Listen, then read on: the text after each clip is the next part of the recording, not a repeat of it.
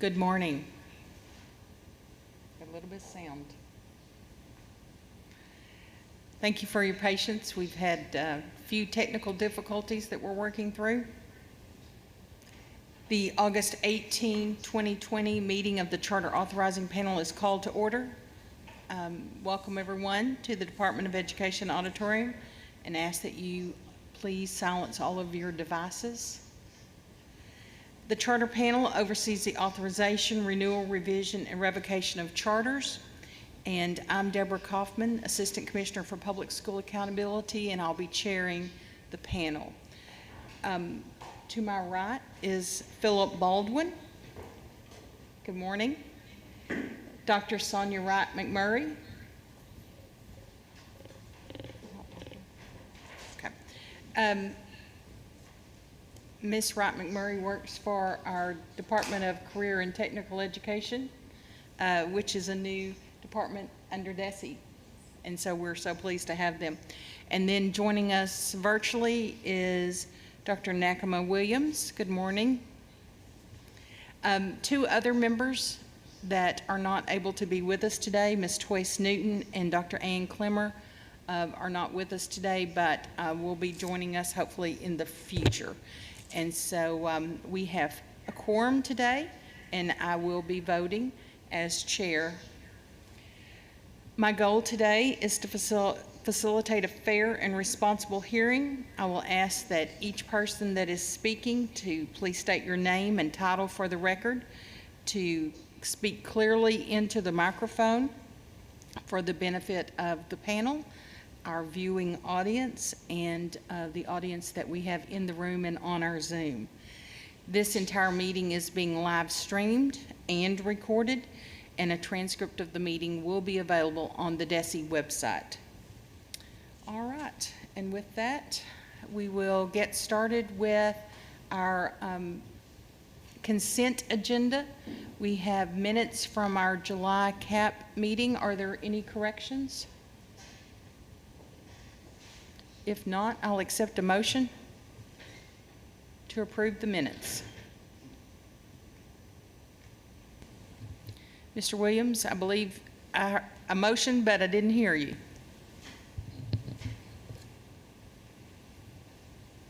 Still no sound.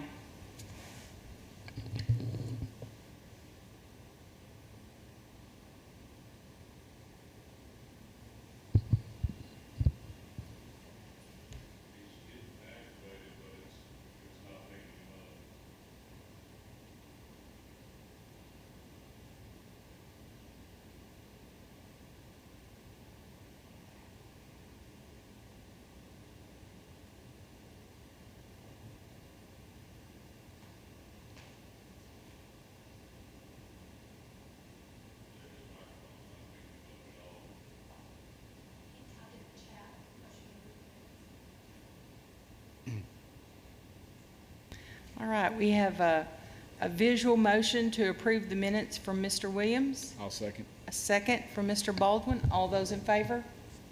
Aye. Minutes are approved. All right.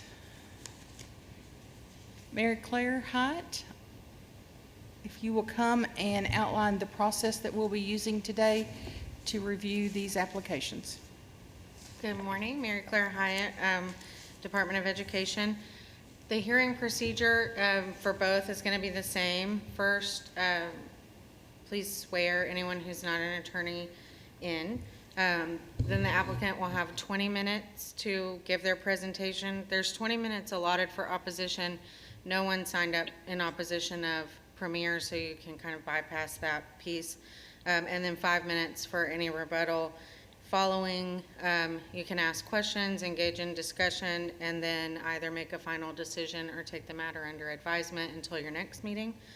If you have any questions procedurally throughout the day, I'll be here to answer them. And if you don't have any questions, I'll let Tracy. If you'll kind of walk them through that, we're going to go through any legal issues. Oh, sure. Thanks. So following the presentation, I think what we're going to do is resolve any kind of waiver and legal issues, and also allow the applicants an opportunity to explain to the panel how they're providing the things that they're asking for waivers. Then also, if there are any financial concerns or any concerns from any of the other units of the division, we'll address those too. After that, general questions. Hopefully some of your questions will be answered during the remaining concerns section.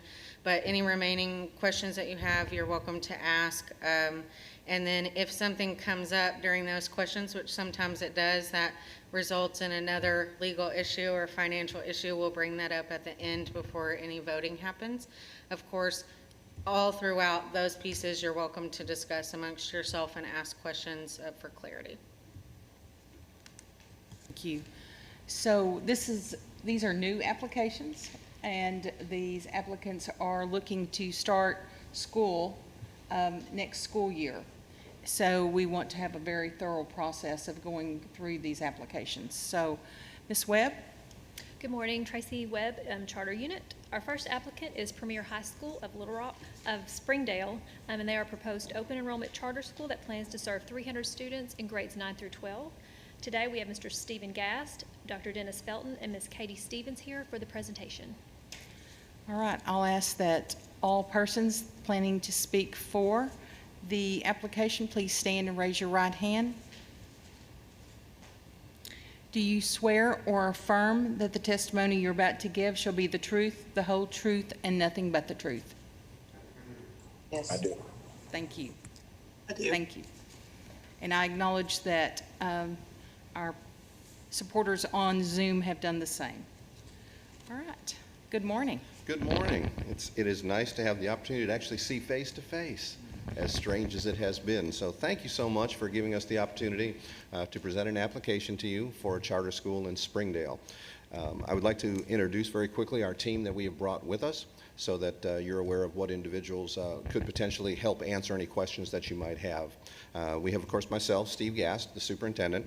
I have Mr. Dennis Felton next to me, who is the State Director of Premier High Schools, the State Director of Innovation and Expansion, and the State Director of pretty much anything else that I dream up or that he dreams up at this particular time. Ms. Katie Stevens, who is our Director of Finance. Ms. Rhonda Bradford is on the Zoom meeting. She is our Director of Federal Programs, our Staff and Leadership, as well as Staff Development Coordinator. We have Ms. Marla Pearson, who is our Director of Special Programs, and we have Mr. Curtis Shack, who's our Executive Director of Operations. So once again, I would like to take this opportunity to thank you for allowing us to present our application. We run 3 districts here in Arkansas. We have Premier High School of Little Rock, Premier High School of North Little Rock, and we have Northwest Classical Academy up in Bentonville. As part of the Northwest Classical Academy, we also have a campus in West Little Rock that is under the leadership of the Northwest Arkansas Classical Academy. Together, that makes up 4 campuses here in Arkansas. And again, we're very excited to present the opportunity to expand and provide another premier high school for another city in Arkansas. So at this time, I'm going to turn the presentation over to Dennis Felton, who will lead you through. Dennis is a previous director of a campus director for our Premier High School in Little Rock, was instrumental in the opening of our North Little Rock campus, and now directs our innovation and our expansion of Premier High Schools in the state of Arkansas. So, Mr. Felton. Thank you and good morning. I think I spent some time this morning. We've had Premier High Schools in Arkansas for the past 7 years, and so part of this presentation, we want to spend some time just revisiting the things that have been going on that campus and the new campus we opened last year, and then kind of get into the need we've identified in the Springdale community. So hopefully this clicker works to my advantage today. We're in. All right, so overview of the presentation. We'll kind of talk about the impact Premier High School have had in Arkansas. And then we spent time with some parents and students. Wanted to bring them in today. We know COVID-19 has kind of changed that, and so they've shared some videos with us that they want to share with you all to talk about their experience, and then we'll get into Premier High School Springdale overview. So looking at the numbers, we opened Premier High School of Little Rock in 2013, and we opened Premier High School of North Little Rock in 2019. Currently, we are serving over 220 students in Central Arkansas. Over the past 7 years, we've had 144 students earn an Arkansas high school diploma. of those 144 students, 51 were dropout recovery, which means these students were not even enrolled in a high school before entering Premier High School. 13 were early graduates, 12 were teen parents, 43 college hours earned from students over the course of 7 years, and 73 of those students are currently enrolled in college, military, or post-secondary institutions, and we'll continue to add to that number. So one of the things we've been trying to do is make sure that not only we're offering a rigorous academic program, but we're also tapping into the talents outside the classroom. And so we've got student organizations that are available for students to participate in, as well as extracurricular activities. Another huge component as well is preparing students for post-secondary readiness. We know a lot of students that enter Premier High School have never set foot on a college campus. They've never ate in a college cafeteria. And so we're trying to get them in the presence of college representatives, get those students on college campuses, and then start having those conversations about what do you really want to do after Premier High School? Because we know a lot of these students have become disengaged throughout the high school process of losing hope of what they want to do after high school. And that's where the student advisory piece comes as well, where each student has their own graduation projection plan, each student has a personalized learning plan, personalized learning coach in which they're able to have additional support to be successful. So another key component we've identified in working with the population we work with is working with parents. We have to teach parents, we have to give parents a voice, we have to make sure that parents are involved in the school decision-making process, as well as getting feedback from the community. If we are a public institution that receives public funding, then we consider ourselves to be an asset to the community. And if we're going to be an asset to the community, then we have to get feedback from the community and then have community members serving on our local committees to give feedback and opinion on school decision making as well. And so one of the things we've tried to do as well is connect with other schools. Schools like Graduate Arkansas and the Excel Center, we serve similar populations, and our mission statements may differ, but at the end of the day, we have similar philosophies and populations that we serve. And so we've worked with those individuals doing professional development, having leadership talks, even been excited with working with the Excel Center and offering some of those industry-based certification for some of our students. And then we've even tapped into the traditional schools. We have schools like West Memphis School District who's taken their alternate learning environment program and come to visit our premier campus, spent 2 days, their entire staff, their entire leadership, to witness this personalized learning plan and this personalized learning model and seeing how does this work. And they went back to their traditional school district and replicated this, and they're still running this model to this day. And then how do we connect with higher ed? We've partnered with Arkansas Baptist College. If you know, one of our campuses is located on Arkansas Baptist College and Arkansas Tech University to offer students concurrent credit. That way they're not only working on a high school diploma, but those students that meet the criteria are also able to work towards college credit as well. And so some highlights that we've kind of been recognized over the past few years. In 2016, Premier Little Rock was recognized as the best practice amongst personalized learning in Arkansas charter schools. 2017, the same campus was selected to participate in the PLC pilot project, which the staff has really grown and really enjoyed, collaborate with other schools with similar ideals and receiving the support from the state. In 2017, Premier High School had a teacher that was nominated as Educator of the Year from the Little Rock Family magazine. Talking about some of the extracurricular accomplishments, we've even had students not only engage in extracurricular activities, but also be successful as well. And so we've seen basketball and track success in our programs. And recently, in 2018, the school was also selected to participate in the state's BX3 training project. In 2018, Little Rock was recognized by Johnny Key and also Governor Asa Hutchinson for their participation and work in the PLC process. And we've watched that grow over the past few years as more and more schools are engaging in this work. And then most recently, our campus in North Little Rock that opened in 2019 had 115 students we serve. And we feel like the community was very responsive to their education opportunity, and we were able to graduate 15 students, which 46% of those students were original dropouts.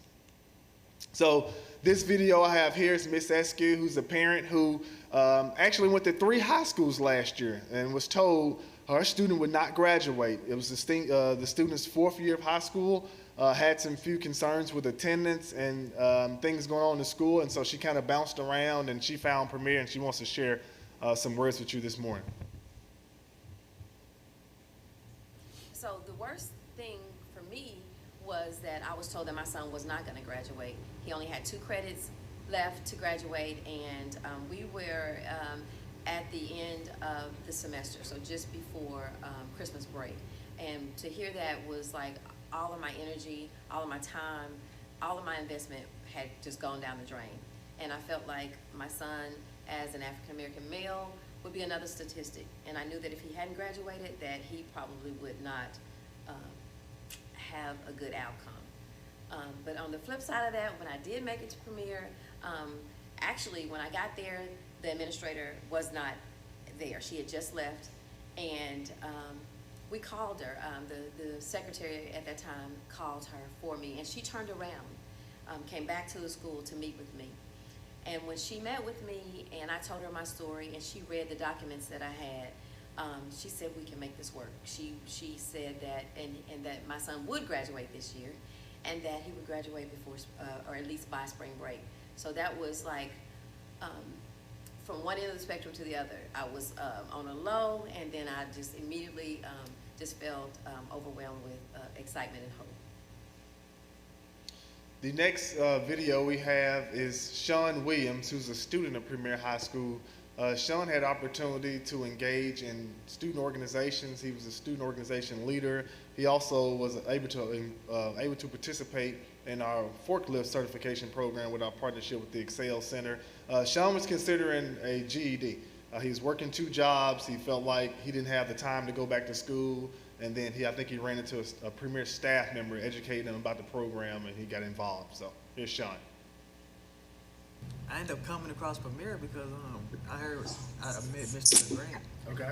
And he had told me about the school or whatever. I'm like, it sounds too good to be true.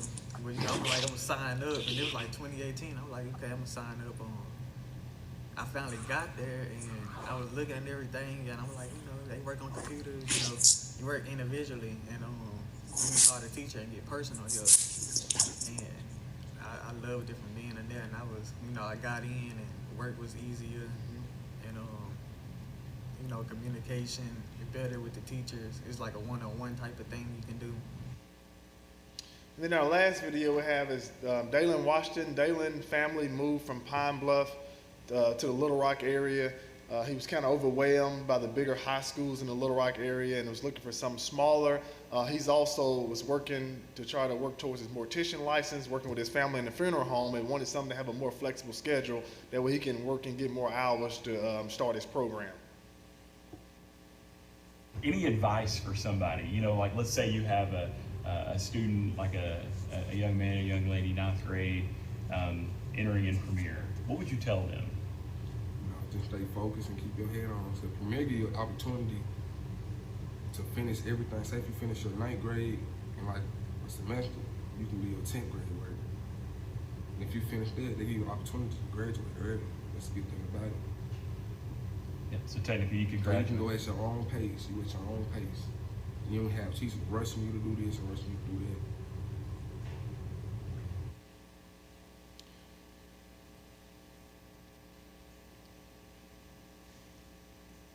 Skip through the slides. Okay.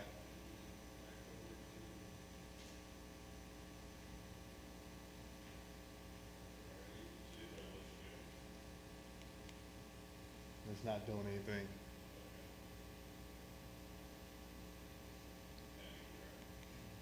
There we go. All right, so why Premier High School of Springdale?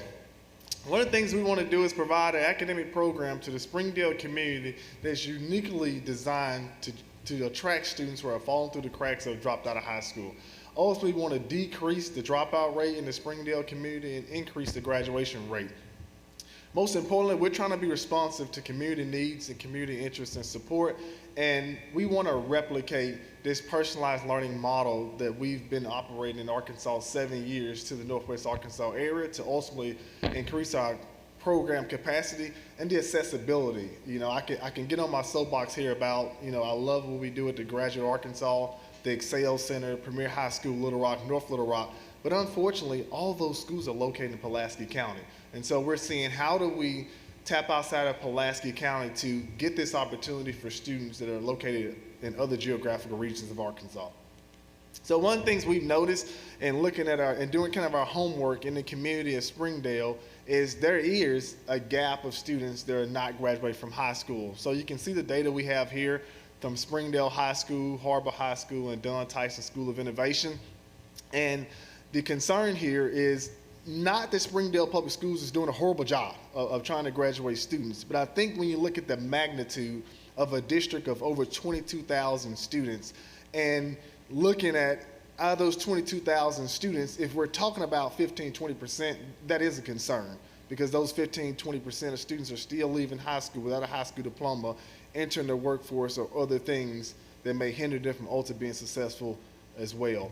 One of the things we also notice is a trend, and looking at the difference between Harbor High School and Springdale High School, you'll notice that looking at the African American group, there seems like there's a higher graduation rate amongst Springdale High School compared to Harbor High School, and vice versa, looking at the Caucasian group as well. So we're interested in having more conversations with the personnel to find out why these trends may exist in these different high schools amongst these different racial groups as well. So looking at the bigger picture, in 2018-2019 school year, you're talking about 1,354 students who were part of this cohort that graduated out of 1,637. And so you're looking at over a span of 4 years, 283 students did not graduate with their cohort. And then approximately 46 students were retained during that senior year, now ultimately earning a high school diploma. So one of the things that Premier High School Springdale seeks to do is close that gap and work to make sure that we put more high school diplomas in the hands of Arkansans. And so our mission will be to provide hope to students through an innovative, encouraging learning environment. We still have a mastery learning approach, and ultimately we know that in dealing with our youth today, we have to instill more than academics in them. And so that's where you see your moral and academic excellence, because we do embed our character education as well. So who do we serve? Premier seeks to look for students that are looking for a smaller, personalized learning environment. Students who are at risk of dropping out. We want to be proactive in this. We don't always want to be, okay, we're being reactive and outreaching for students who have dropped out of high school. A lot of times we work with organizations and schools can identify those students early on, and we can be innovative and at the same time intervene before it gets to the point where the student has given up on the process. And we also have a lot of students who've chosen to go back to the workforce, which is very similar in Pulaski County, and we've noticed in Springdale as well. You have a lot of kids leaving high school at the age of 16 and 17 for employment opportunities. And they start getting involved working full-time, making really good money, and they feel like to prioritize as far as the education goes, well, I'll put that on the back burner, or I'll just get a GED. The academic model. So in Premier, we run a personalized learning plan with a personalized learning model, which every student has their own graduation projection plan. It's a mastery-based model. So students are not just skating through content. They're actually mastering each unit in order to earn credit. And so after you master 5 units, that's your half semester credit. And then after you master 10 units, that's your whole year's credit.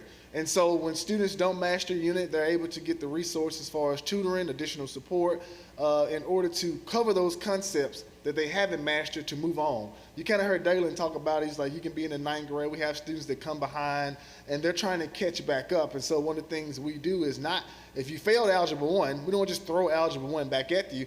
How about we assess you and find out what in Algebra 1 you really didn't get? Because you spent 178 days in Algebra 1.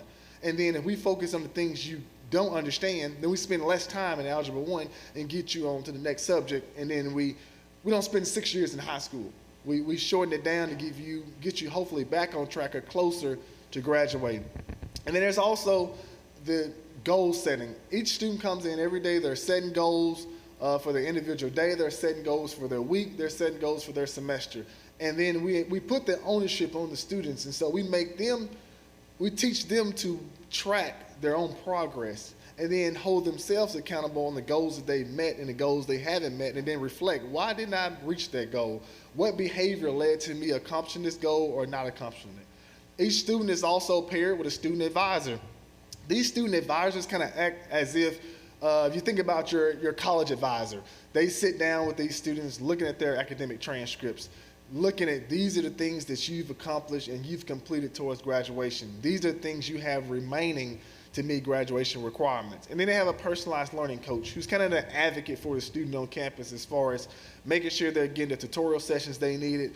Hey, Johnny's been missing 2-3 days. Did somebody find out what's going on? Get a phone call. Do we need to do a home visit? Because we're concerned where's this student, and if they're not in school, we're concerned they're somewhere not safe or doing something unproductive. Instructional strategies we'll employ will involve direct instruction. We do understand some students need to sit and get. They need to be able to be there with a teacher, going over those concepts they're struggling with. But at the same time, we do understand some students are able to work independently. They've mastered this concept, and their learning style allows them to be able to engage in computer-assisted instruction, and then they seek help as needed from teachers and personalized learning coaches. And that comes with the accelerated instruction piece that we're talking about, with students that are able to kind of master those concepts, then move to the next unit and move to the next unit in order to earn their credit. And then ultimately, we got to get students from computers, we got to get students from the sit and get, and we got to get them engaged in project-based learning. We got to get them to do the hands-on experience, really to increase their transferability, right? We want them to take these skills and not only be successful in high school, but how these apply outside of high school as well. So how do we support a staff? How do we support leadership in a school like this? We want to make sure we're getting them involved and engaged in high-quality professional development, which comes with job-embedded coaching and instructional coaching and feedback. We want to work with our novice teachers through their professional growth plans and get them engaged in institutions like the Charter Leadership Institute. That way our administrators and teachers are growing together. We want to also make sure we're using tests and leads to make sure we're not only holding people accountable, but ultimately we're using a uniform evaluation system to give feedback and have those rich conversations about our practice and how we can improve our practice. And then ultimately, we want to replicate this professional learning community. The research is strong and supports what professional learning communities are able to do in schools, and so we want to continue to replicate that practice in Springdale of what we're doing in Little Rock and North Little Rock. So looking at a day in the shoes of a premier student, we typically kick it off with some kind of morning assembly, character ed. We may have a guest speaker that comes in town. We have this thing, Pizza with a Professional, where we bring local professionals into the school to share their experiences with students and share the things that, what are the potential pitfalls that you need to avoid? I'm running out of time. Okay. And so our Student Success Center, where students are able to come in, get the academic support they need, as well as start having those conversations about post-secondary planning as well. So some of the support services that we will have in the Success Center, tutorial sessions, college and career coach, personalized learning coach, attendance recovery program. A lot of our students have been kicked out of school or have been retained because they just missed too many days.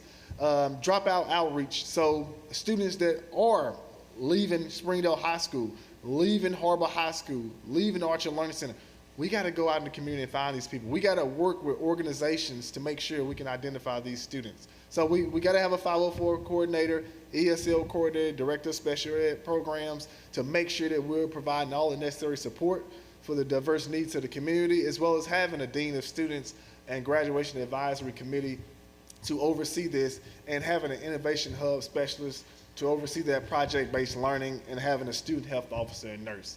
And so we can't forget about parents. We want to make sure we got translators and bilingual staff because we know the unique needs in the community, especially having a large Hispanic and Marshallese population. We've learned and spending time with the community, that's going to be a huge support system, as well as educating parents. A lot of times we spend a lot of time talking about the students and we fail the parents. We don't provide them with support and resources.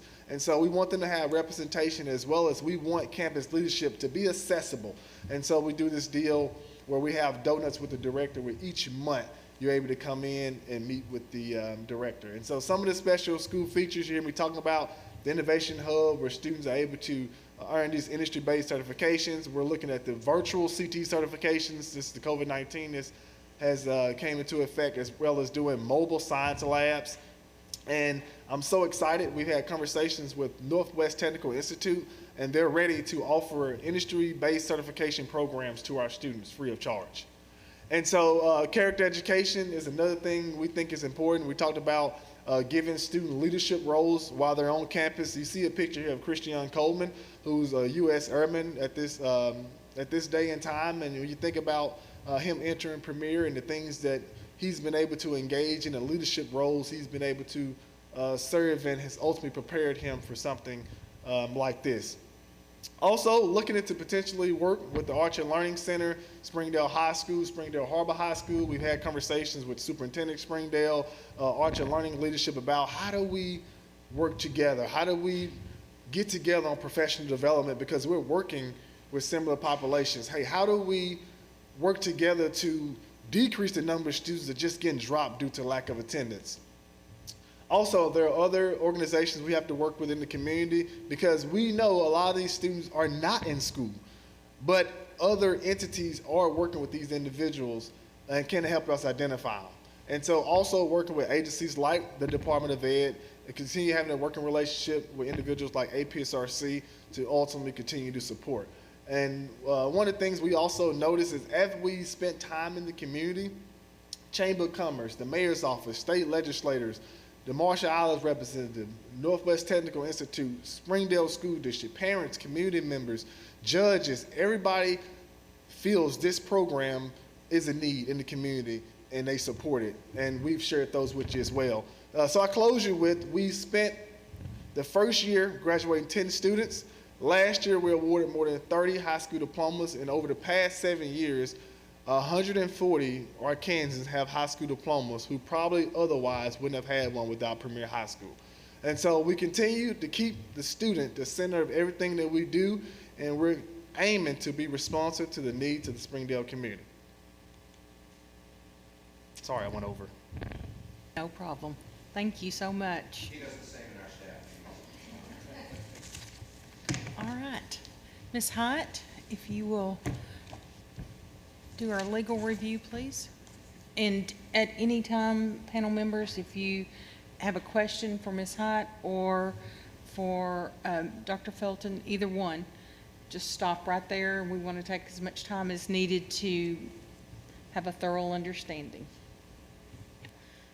So one of the things that we haven't typically done in the past that we're going to try this time is try and give the panel members a little bit more understanding about how the schools are using waivers that they're asking for.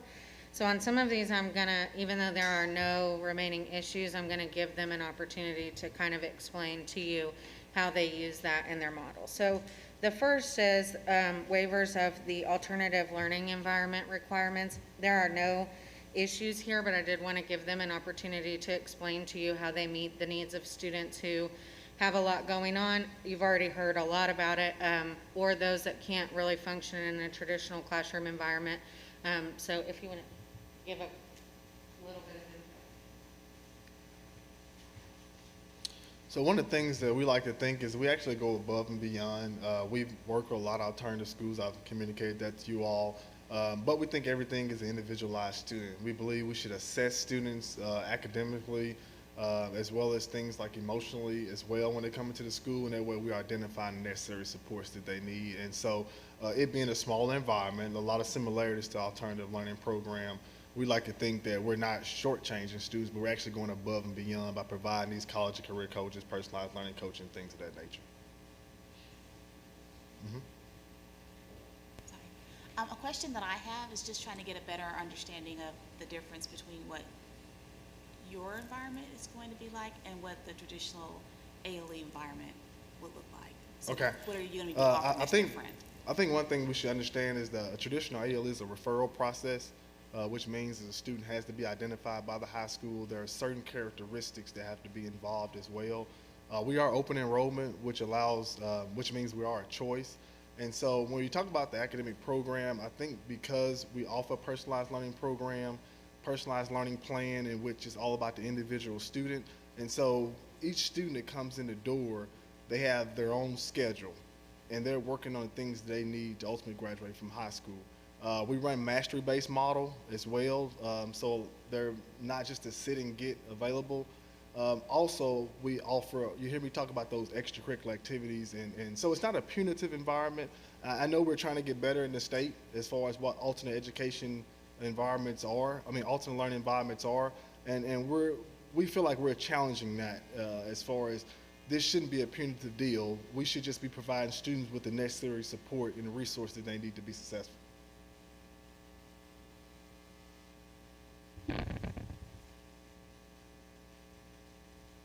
The next set of waivers has to do with their board of directors, and just for a little bit of information, these are really common because charter schools don't have elected school boards. They did provide quite a bit of information about their governing structure in the application. It was very thorough. So I'll let them give you a little bit of information about how their governing structure is set up, and there's one small thing to work out before we move on. Thank you. So we're real proud of our organizational structure that we have. As you know, we have a larger CMO that supports us that is out of Texas, and they have their own board and we have our own board. Our board is made up of representatives from each area that we have schools, since we do have schools around the state. So we have our board president, who is located in Bentonville in Northwest Arkansas. Then we have a board member that represents West Little Rock. We have a board member that represents, and two board members that represent the Little Rock, North Little Rock area. And so we meet on a quarterly basis, and all the types of things that a local school board would do, whether they're budgets, auditing reports, anything that a public school system would do, our board also does, along with and working in coordination with the larger charter authorizing, or the management company, to make sure that all bases are covered and everything is taken care of. So there are specific duties that each board is responsible for, but we make sure that we overlap those duties, and that when something needs to be approved, it's not only approved by the management organization, it's also approved on the local level by our Arkansas board here. So I don't know if you have any questions on our board. Yes, let me ask on the board, if you could explain the professional experience of your board members. Are they educators? Are they business people? What is their background? And then will you have new board members because of the Springdale school? First, second question first. Yes, we will definitely have a representative from the Springdale area that will come from, a lot of times it comes from a parent. We don't have staff members on our board. The president of the board works in Bentonville and is a professional who also has children in our school. In the Little Rock area, Dr. Charity Smith, who is the president, or the provost, I'm not sure what they're calling her, at Philander College, is on our board. We have an individual who works with youth and who used to work on staff at Arkansas Baptist, who is now working somewhere else but is also on our board. And then we have a parent in West Little Rock who serves on our board. And so there's a wide range of academic as well as professional experience, on our board. And all of your board minutes are posted online? Yes, ma'am. We adhere to everything that a local school district. Before I came to work for Responsive Ed, I was a public school superintendent. And so I have a great deal of experience in working with boards and the legal types of side of things as far as what should and what needs to be posted. So yes, we provide the notifications. Our minutes are posted. We provide on each one of our sites when we have a meeting.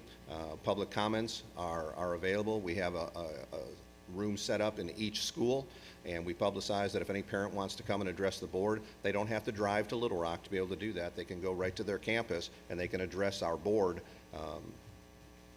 through, now through Zoom if they wanted, but it was generally through a phone conversation. And we've had some parents that have done that over the course of the time that we've been working with the board. So we're very, very careful to make sure that just because, we firmly believe that just because we're a charter school doesn't mean that there shouldn't be certain things that are taken care of and handled appropriately. And I learned a long time ago that one of the things you don't do is mess around with the way things are supposed to be when it comes to boards and when it comes to posting things, when it comes to having your minutes available, and when it comes to being transparent with the running of your organization. I also am very proud to say that the department has sent someone several times. They've come and they've attended our board meeting, and each time the department has said that they're very impressed that they couldn't tell the difference between a public school board meeting and our board meeting as far as how we run things and the things that we do. So we feel very confident and very comfortable with our organizational structure. Do you all have a standard board agenda where you have specific topics that you go over each time? Kind of describe your meeting and maybe also explain maybe some of the harder issues that the board tackles. Okay. Again, it very much mirrors what you would see in a public school. We start out with the president making the comments that, you know, we have followed all the local and state regulations as far as posting, that a quorum is present. We then enter into public comment, where we provide people the opportunity to go ahead and comment, board to ask questions. From there, we have a consent agenda, and on that consent agenda, you know, typical of what the minutes from the previous meeting, you know, those types of things would be on the consent agenda. Then we're going to have action items, any particular individual action items, whether they're being working with property, working with budget, working with finance, anything that we need an individual vote on would take place there. From that point, we go into reports, and there'll always be a superintendent's report, and I will update the board on anything that's happened between the two, you know, the last meeting. Then generally we will either have an academic section where some of our academic people can come up and do some presentations. We'll have a finance report. We'll also have reports from our special programs. So all our department chairs will generally give a report on any updates that are needed in the particular part of the organization. And then, of course, there's open board discussion, which is one of the last things. And then if they have any other questions or anything that they want to bring forward, and then, of course, there's adjournment. Some of the tougher questions or some of the tougher things that we as a board have dealt with, we've been very fortunate in that, you know, one of the tougher things that a board always deals with are either personnel issues or grievances that are held by parents or those types of issues. We have been very fortunate in the 2.5, almost 3 years that I've been superintendent. Not a single parent grievance or student grievance or staff grievance has come to the board level. Everything that we've been able to do, we've been able to handle, you know, and there hasn't been many to begin with. But I think some of the bigger issues are more of, I don't know, we haven't had any real tough, like I said, kinds of issues. It's more of making sure that we have a solid 5 and a 10-year plan, that we're reviewing what we want to accomplish, where we want to expand to, why we want to go there, what types of schools would be best serving the particular communities. So a lot of our discussion time is spent on, we feel like we have, especially like the Premier High School, we feel like we have a tremendous school to offer communities because it targets such a population that is a lot of times lost, that our biggest challenge is railing in where we want to be and where we want to go, and doing it in a in a reasonable fashion that is responsible financially as well as responsive to those particular communities. So I think that's probably our biggest challenge is being smart about what we do and where we go forward. And we're also very cognizant of, we're proud of the fact that we are a charter school that every audit we have had, there have been 0 findings in those audits, and that we take our finances and making sure that our schools, when we open them, are fiscally sound, and that we don't run into, because you know as well as I do that the majority of charters that end up close for 2 reasons. It's either financial or it's management. And you know, those are the 2 big reasons. And we feel like it's important for us to have an extremely strong handle on that. And I think you could see from the financials that are presented, Ms. Stevens, who's our Director of Finance, she actually gets contacted by several charters as well as by the department from time to time, asking certain information or how to do certain things or going through it, because we are very much set on making sure we do it the right way. The last thing I want is questions from you as to why is this or why is that, or if it doesn't look like it's supposed to look, and we have the people in place to make sure that happens. Sure. Good morning. Can you hear me now? Can you hear me? I have a question. First of all, I want to make sure, can you hear me? Yes, sir. Okay, thank you. I noticed in section 3 of the application, there's some compensation being provided for some board members and other members of the organization. Could you address that, please?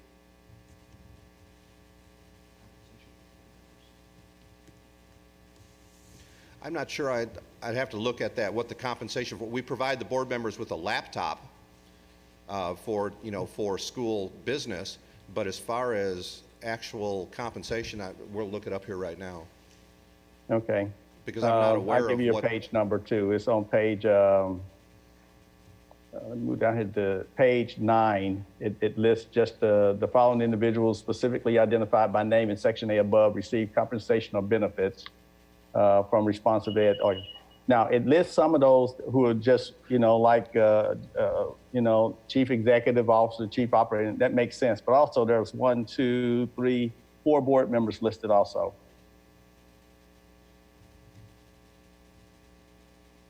And this is on page 9 of the application.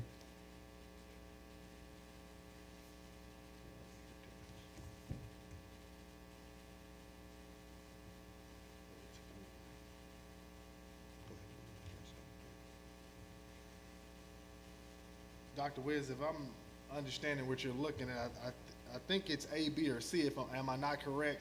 Instead of all the above? Yes, in section A, yes. Yeah, so it's one of A, B, or C, right? Not all of the above. And I think what you're reading is receives compensation or directly or indirectly from the entity or the individual. But there are two other criterias that meet that. So I guess, are you asking if any of these individuals meet meet the things for criteria A? Yes. That would be the right way to phrase the question. Yeah, and in that particular list, the only ones that are in part of that A would be myself, the CEO, Robert Davison, James Taylor. Some of those that are listed in the corporate office are individuals that we listed as, to be transparent. But as far as number or letter A, the individual board members that we have weren't listed for that particular reason under that section. Okay, thank you. Also, just a follow-up question. I actually live here in Springdale. In looking at, how do you propose to actually reach out to the Latino population? I noticed in your bar graph you had African Americans, you had Hispanic. You did mention Marshallese in the discussion, but anything specific that you all are going to strategies you're going to use for the outreach there? Yes, so one of the things that we'll make sure is we're already working. We've printed material in English, Spanish, and Marshallese because we are aware that it's the 3 dominant languages in the community.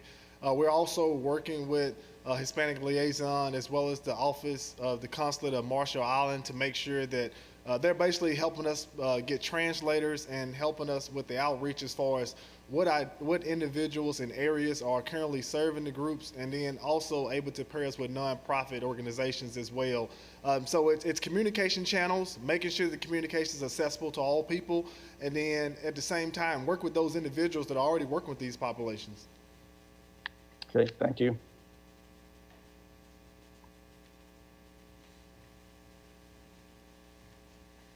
So just one small thing to talk about here on this section of waivers. They've requested a waiver of Arkansas Code 613-612, which basically says that if a board member is convicted of a felony, a vacancy will occur on the board. It's my opinion that they only need a waiver of Section C of that law, which requires them to fill the vacancy how it says in law, which clearly they don't because they don't have an elected board. But the A and B parts of that law are the parts that say if someone is convicted of a felony, a vacancy will exist on your board. And then Section B is the prosecutor will notify a board if someone is convicted of a felony. So if they wish to move forward with that waiver request, I would like a little bit more information because there wasn't a lot of information about that piece in their rationale for the waiver.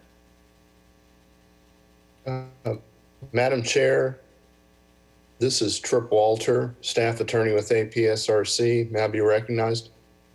Yes, you're recognized. Thank you. I can address Ms. Hyatt's concern based upon the comments received. The applicant wishes to amend its request for a waiver of Arkansas Code Annotated Section 6-13612 to a waiver of only 6-13-612 subsection C. That was easy. So I'm going to move on to the third set of waivers, which has to do with their business manager. So they've asked for a waiver of the minimum qualifications for general business managers. The rationale behind the waiver request was that their business manager also operates as a business manager for some of their other schools. But when I was reviewing the law and the rules that they've requested, there's nothing in there that requires the general business manager to be a full-time employee that I saw. So if they want to move forward with the waiver, I would like to know things like, does this person have the certification from the Arkansas School Business Official or the Arkansas Association of School Business Officials as required by law and rule? If not, what type of certification and training do they have? Because as Mr. Gass pointed out, a lot of the charter schools that we do see get revoked or fail is because of some sort of financial issue. So we want to make sure that that piece is strong.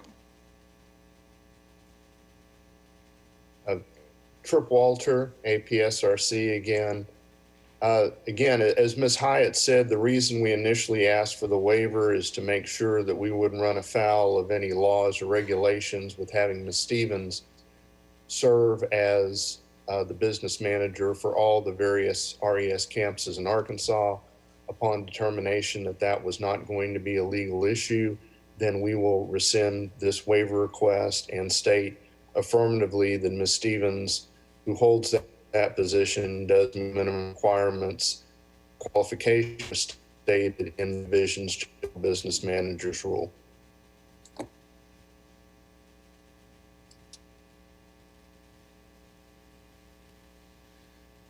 The next set of waivers, there are no legal issues with them, but just to give them an opportunity to kind of explain how they use them, are the waivers for class size and teaching load. So if you guys want to give a little info.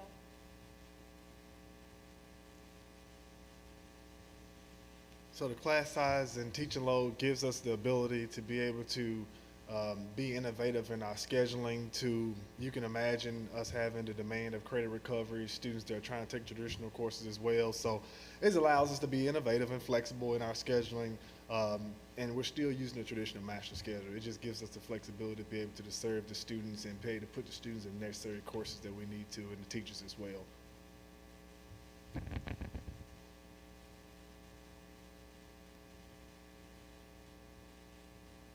If there aren't any questions on that, I'll move on. So the fifth set of waivers has to do with curriculum grading and credit hours. They've already explained a lot of this in their presentation, but a couple of things. The first, very easy. They've asked for a waiver of the uniform grading scale so that they can award credit differently than the 90 to 100 is an A. In order to effectuate that waiver, they need a waiver of section 2-2.01 of the rules governing grading and course credit, which is identical to what's in the law that they've requested. So if I could just get confirmation that they'd like to add that to their waiver list.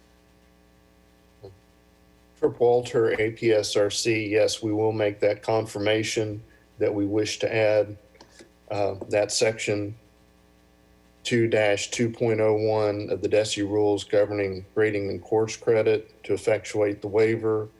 We will also withdraw our request for a waiver of standards for accreditation rules section 1-A.3, and as requested in legal comments, confirm that RES Premier Springdale will provide and teach all 22 hours of credits required for graduation. That was so efficient, Trip.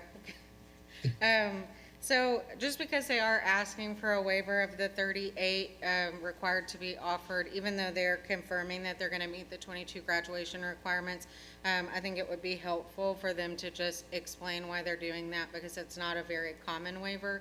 They do hold it at their other schools, and it's not an issue at all, but just so that you guys have the information.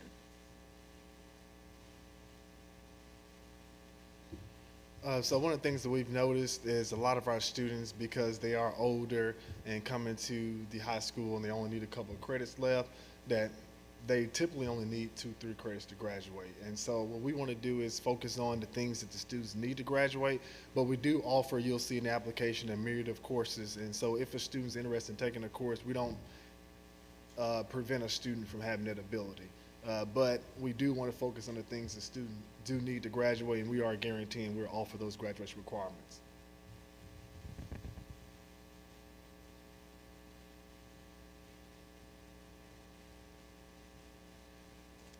So I'm going to skip section 6, which just has to do with flag display. That's really common when charter schools are leasing facilities.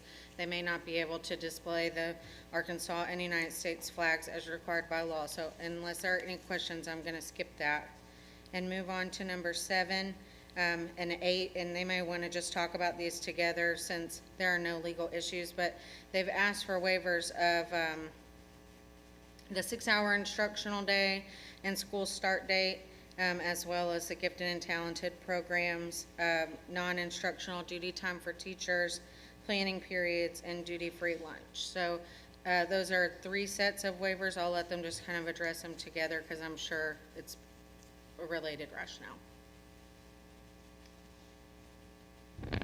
So once again, we're seeking the ability to be innovative in our scheduling for our teachers and our staff.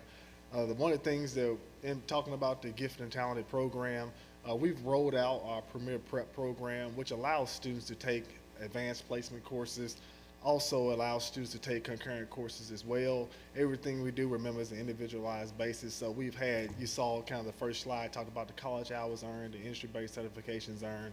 That's kind of where you see that kicks in. As we identify students that meet the necessary criteria, we are encouraging those students to start working on start working on college credit and getting those involved in advanced placement courses through Virtual Arkansas, Arkansas School of Math, Science, and Arts. So I have questions about a typical student's day. Oh, I'm sorry, I didn't address that. So when we think about it, we do have students that are full-time employees and students that have that are parents. And so one of the things that we've rolled out, in particular for our upperclassmen that have, let's say I'm a student, I need 2 credits to graduate. You know, we do feel like we're being a disservice if I go out and recruit a student who's working full-time, that's 18 years old, that needs 2 credits to graduate, and try to make them sit in school for 8 hours. So it gives us the ability to be innovative with that scholarship, to make students feel like I don't have to give up this opportunity I have with work in order to pursue my high school diploma. So are students able to come in, are they working like coming in maybe later in the afternoon, earlier in the morning? So they do have that flexibility. We have some students that have kids that are coming later in the day. The campus opens at 7:30 and it closes at 4. And so we'll have some students that come in early because that's maybe when they have childcare, or maybe they're working in the afternoon, and vice versa. We have some students that are maybe working in the morning, or they have to take care of childcare in the morning, so they come later in the day. But we timestamp everything as far as the time that students are spending, and there's every student's schedule is different, and this is not a just because I want to do it type deal. There's a kind of vetting process where they sit down with administration. You kind of go through this justification, showing all this documentation to support you're trying to have this type of schedule. And can the students work independently and remotely? They can. So we have some, we use the learning management system, Bright Thinker courses, which allows students to access their coursework when they're not on campus as well. And so that helps because we'll have some students that, maybe I cannot come to school today because I have childcare and I have a sick child, and we don't want to ultimately hinder that student from being able to make progress to go forward. And that's when they tap into our learning management system. So it kind of has helped us amongst all this time of everything going virtual to be able to already be equipped to be able to have those resources for students.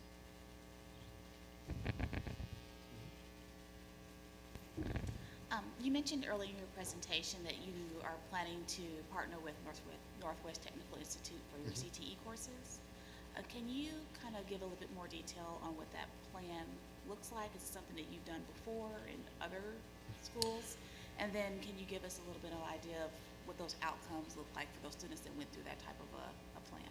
So what we're trying to do with Northwest Technical Institute is similar to what you've seen. We started partnering with people like the Excel Center, ABC, Pulaski Tech, and getting students involved in industry-based certifications. One of the things we've kind of noticed, you'll find this student, who's 17, 18 years old, and they haven't graduated from high school. They need 2-3 credits. Well, they've already completed all their CTE coursework. And so for that student, it shouldn't stop, right? Because they haven't earned a high school diploma, even though if they fulfilled all their CTE credit, they still need some kind of support as far as post-secondary guidance. And so what we've looked at is, okay, how do we try to not only open up a CTE program and operate a CTE program that's relevant to the community, but how do we put something in students' hands that are literally, hey, I'm only 2 credits away from graduating. This is my last year. I don't have time to do a full-fledged CTE program. However, if I can do a year program, 6-month program, 6-week program to give me a certification that I can take tomorrow and put in an employer's hand, then it's more attractive to the students, and we feel like it's giving them more tools on their tool belt in the situation they're in. But we've noticed a lot of students, they've already knocked out their CTE courses. They're missing chemistry, English 11, English 12, and so we don't want to say, okay, you only need English 12 and chemistry, and you're going to be great. No, we got to do better than that. We should be aiming well beyond the high school. And so I'm excited that Northwest Technical Institute has the resources to be able to provide this for us for free.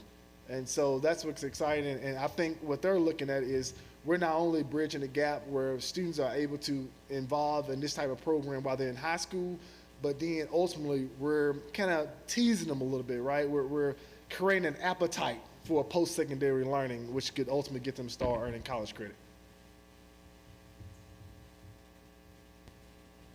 So when you've done this in other places, what have been some of the outcomes for those students, like the success rate of them being able to go through this type of a abbreviated plan or, kind of a modified system, and then have the ability to earn those certifications and then their placement? Do you have So any we're information growing on in that? this area, but I will say, I mentioned 74 students that are involved. They're either currently enrolled in college, military, or these type of programs. The most recent thing I'll talk about, we just kind of implemented, and it's the forklift certification program. And it's pretty cool. It's one of those things you kind of overlook, forklift operator certification, but you got industries like Walmart and your Targets and your big manufacturers. They're looking for individuals that are ready to employ and to have that certification. So it is exciting to see these individuals go and earn these certifications, and then now these individuals are working for these manufacturers right here in Pulaski County, making $21, $23 an hour. Without that certification, they would have came in making $17, $18 an hour. And so we're just trying to get better. As we've been in the Springdale community, spending time about transportation, poultry, agriculture, some things that what's going to fit the community, because it's not about what we're doing in all our schools as well. We want to make sure that we're preparing students to serve in their community. And so when you guys had your, I guess your focus groups in Springdale, were those people a part of the discussion outside of Northwest Technical Institute to be able to share with you what are going to be some of those things that students should be working towards? Yeah, it was pretty fun. We've had time spending with the workforce, Chamber of Commerce, who plays a lot of role with the economic development, as well as playing a role in working with the workforce as well. And then when you think about individuals outside Northwest Technical Institute that are working in the workforce in Springdale, and so they've noticed that, okay, yeah, students are graduating from high school, but students are missing soft skills as well. And so we've taken a lot of that, not just, okay, students should be working on certification, but what are really things that students are missing coming to the workplace? And we've seen a trend. There's a trend of soft skills. How do we get them to respect authority? How do we get them to show work on time? How do we get them to take ownership of their work? How do we get them to work well with others to accomplish goals?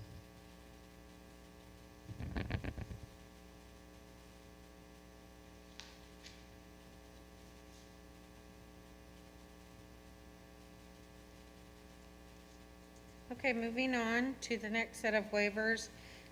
This has to do with personnel policies. There are some things we need to work out here, but I thought it might be better if they explained first, and then we did the working out of the issues after, how they, because this is a pretty expansive waiver request, so how they do their at-will employment as opposed to contracts, what their grievance procedure is like, and how they do their personnel policies, so that you guys have that information, and then afterwards we'll work through some of the remaining issues on this piece.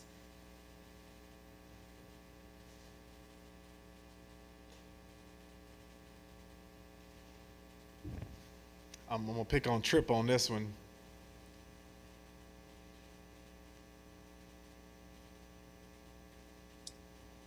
Essentially, Trip Walter, APSRC.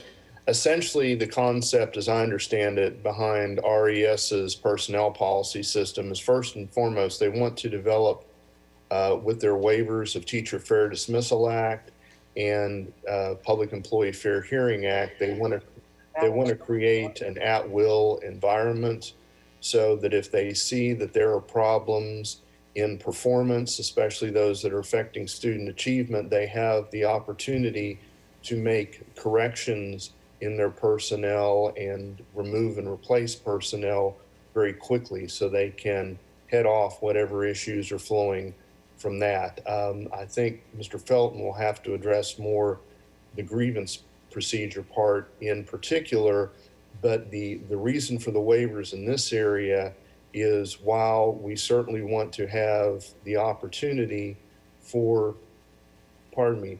individuals to present their grievances, we want the flexibility under the statutes to be able to craft that in such a way that it doesn't erode the value of their at-will employment waiver, so they can maintain that system. I would also like to add to that the grievance procedure that we have in place is, of course, is set forth in our employee manual, but we do have a process of grievance, and there are stages and steps included in our organizational plan. You will see that one of the responsibilities of our board is, if a grievance isn't satisfied at the lower levels, it can come up and be heard by the school board. So in no way is the waiver asking us to circumvent a system that is fair for parents as well as for employees when it comes to a grievance type of procedure. So we still do follow all those different things. There's a form that is filled out, there are the steps, and there are the levels of the hearings and the due diligence as far as researching it and trying to resolve those conflicts at the lowest levels, but there is a process and procedure in place. If that needs to go all the way up to the school board, it can do that. Are the policies and procedures that you guys want to use consistent throughout all your schools? Yes. Okay, so it's been tested in Yes, sir. various different settings? Yes, sir. Yes. Now, there are different, with different models, there are going to be some different things or some different waivers that might apply to one that may not apply to the other. But as far as procedurally goes, they're the same for every campus, Okay. for every district.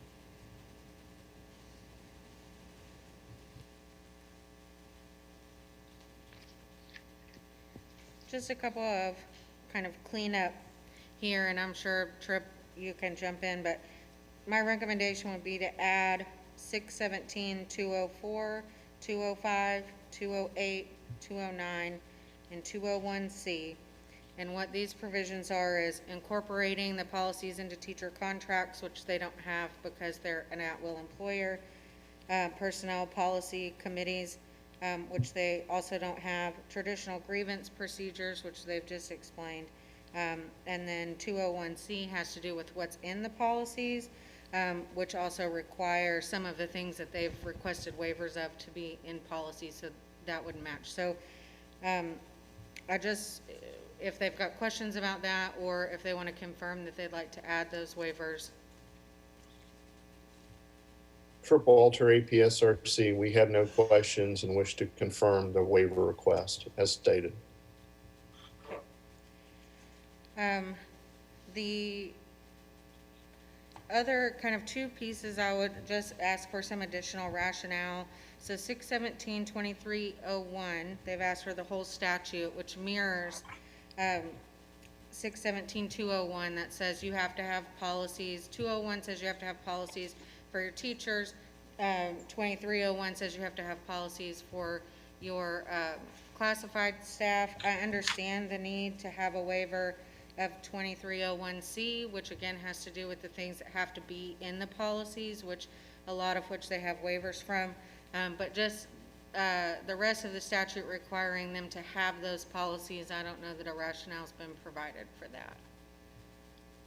Trip Walter, APSRC, given the fact that, as Ms. Hyatt said, 201C and 2301C basically mirror each other, and that was our objective, is to have the flexibility to prepare, as Mr. Gass, Superintendent Gass mentioned, comprehensive and thorough personnel policies, but not necessarily perhaps those which are more suited to public school districts. We will amend our waiver request there to just 617-2301C. And the last cleanup here is there's a waiver request for section 5.01.4 of the rules governing documents posted to school district and education service cooperative websites. I gave those rules that title, and I really should have shortened that title. That piece is the requirement to post salary schedules on the website. It doesn't have to be the salary schedule as defined in law, just whatever salary schedule the school is using. So maybe Tripp, you could address the need for that waiver.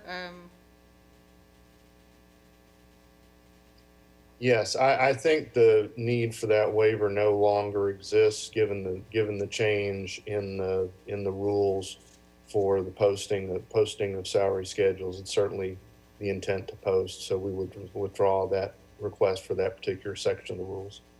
And just kind of a heads up to the panel, those rules changed pretty significantly 2 months ago, so probably all of the applicants were going to have to address those rules because they used to have a lot of information in them that they don't have anymore. So if there are no questions on that, I'll move into the next set of waivers, which have to do with salaries and compensation. They mostly have addressed this in their previous comments. So just to clear up one piece, they've asked for a waiver of 621-303B, which says that districts have to provide money to teachers for things in their classrooms for grades K-6. If they don't have grades K-6, they wouldn't be required to do that. Premier is not going to have grades K-6, so I don't see a need for a waiver. So I'll let Tripp. We'll withdraw that request.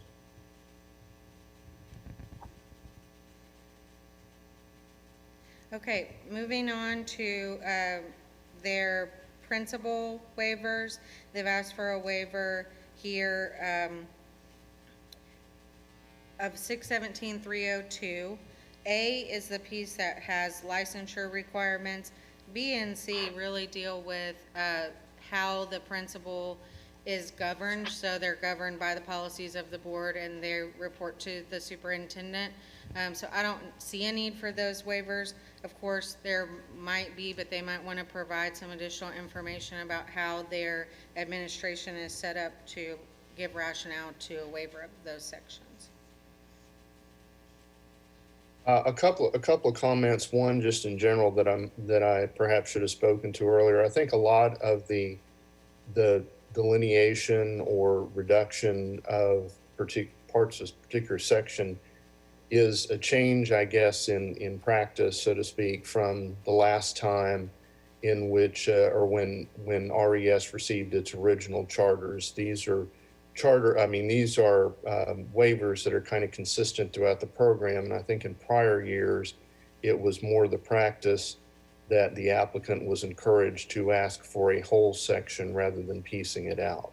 So that, I think, is what you're seeing with some of this. So in line with that, as to the principal piece, given that the licensure piece of that is the prime concern, we'll amend that request to a request of 6-17-302 subsection A.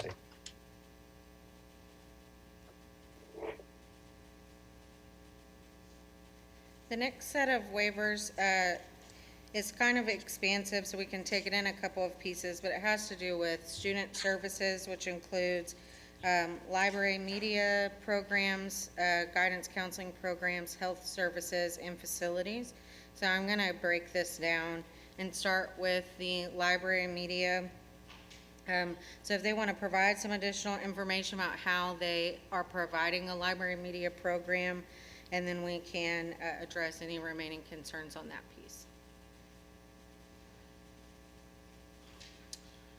As you saw in the presentation, the school is seeking the ability to operate an innovation hub, which to me goes above and beyond what would you see in traditional media center. And also we're looking into not necessarily housing as many books on campus, but also having the ability to provide students with digital books. That way they can access those books from school, from home, or anywhere.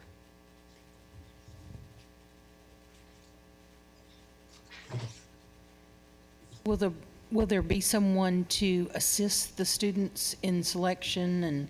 That is correct. So typically what we do is we will take, once again, the ability with our schedule and being innovative and using staff members that are rotating in that space to be able to support students. So someone will be employed.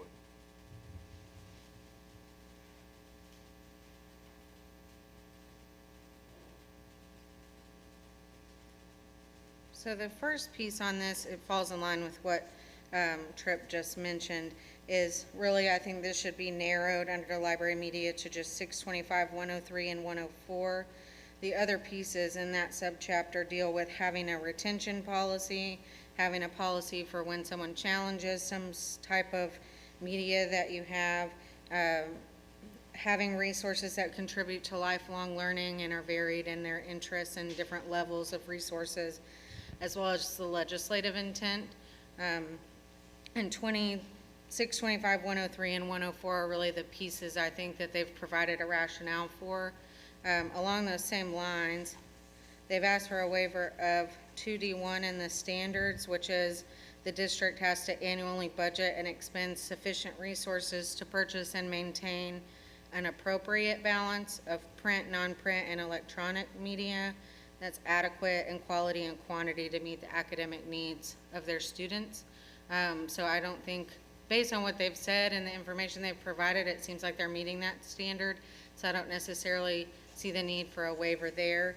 So Tripp, if you have some comments on those pieces.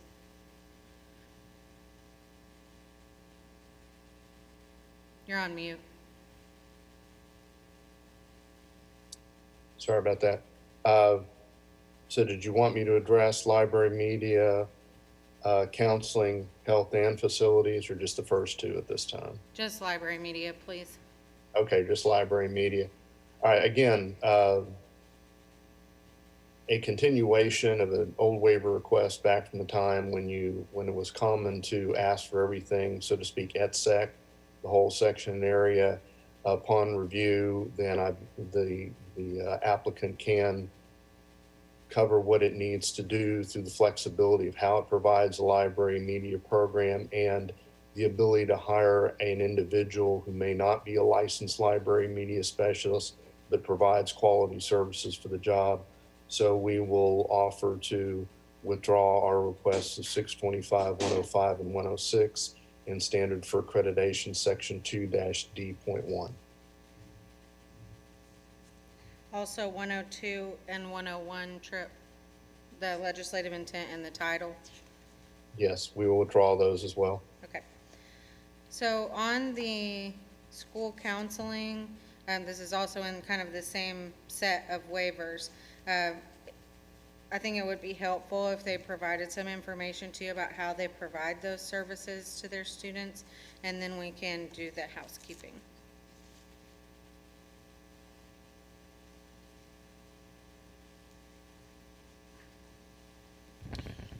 So we have a college and career coach that works hand in hand with our administration to make sure that we're covering all the things that students need, support that they need to be successful.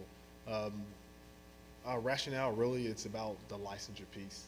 We plan to continue to adhere to all the things. I think it's School Counseling Improvement Act, am I saying that correctly?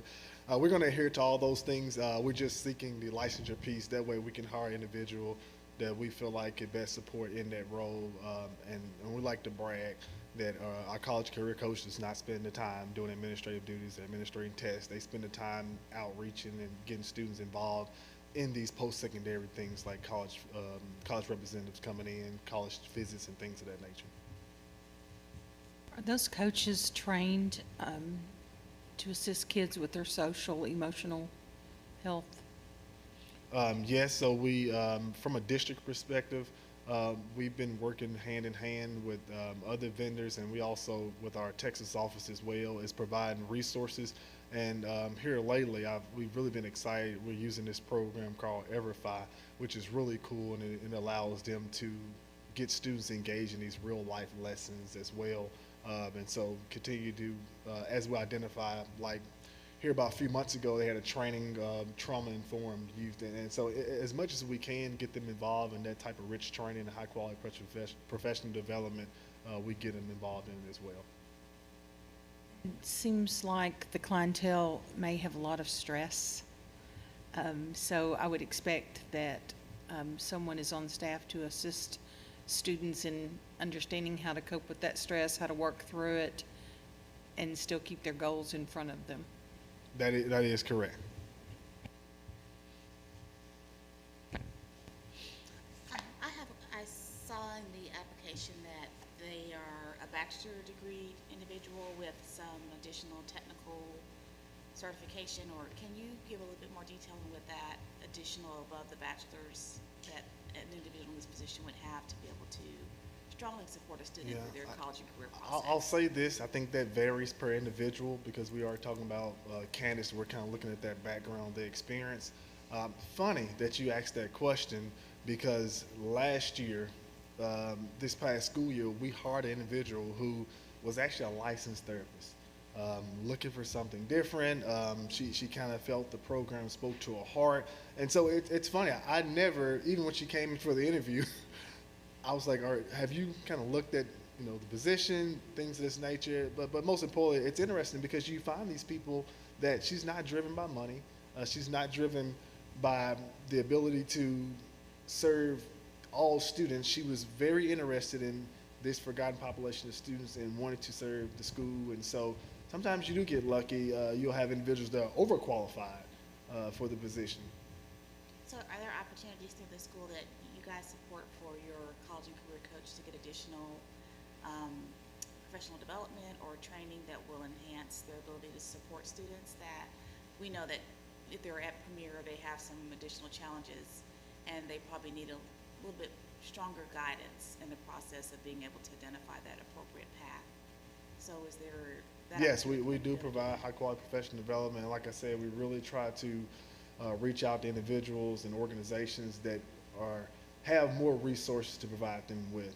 One that stands to mind right now is the Clemson University. I don't know if you're familiar with the National Dropout Prevention Center, which has a lot of good, rich professional development and resources that we get them involved with as well as bring to the campus level. And again, keep in mind, we don't have just one school, and so we're able to collaborate with other resources that we have at our other schools, and so you get multiple individuals in a room, right, that are talking about some of these similar stories, similar issues, and I think in 21st century today, we have to stay abreast of that as they change. And let me add that we are very encouraging of our people that when they do come to us and say, hey, because oftentimes they'll find a staff development, and as long as it's not like in Tahiti or Hawaii or something like that, we're very, very interested in doing that. In fact, and we seek a great deal of outside funding, different grant and different other types of funding that might be available so that when the opportunity does arise for these staff members, that we're taking and making every possible opportunity available to them, to be able to do those things and to work with those kids. Because you're right, it is a high stress, which is also another reason why Premier is so neat in that we try and take some of that type of 8 hours worth of public school type of stress take that out of the equation to begin with so that that student can concentrate more on the particular studies that they need to go ahead and get that diploma. And so you'll find our college coaches do a lot of different things, including before all this COVID thing happened. Sometimes that I'm aware of situations where the student would bring their kids and our staff would help watch that student for an hour so that particular, or watch the kid, so that student could actually get their work done. And so we are strongly encouraged of that, and hope very much that we secure the types of necessary funds needed to provide additional training for them, because as Dennis was saying, these folks aren't in it for the money, but they are in it to become really good at what they do and to help those kids. And so when they come to us and have an idea of something they want to do, we of course want to be as absolutely supportive as we can, for them, and provide the funds necessary for them to go get that additional training.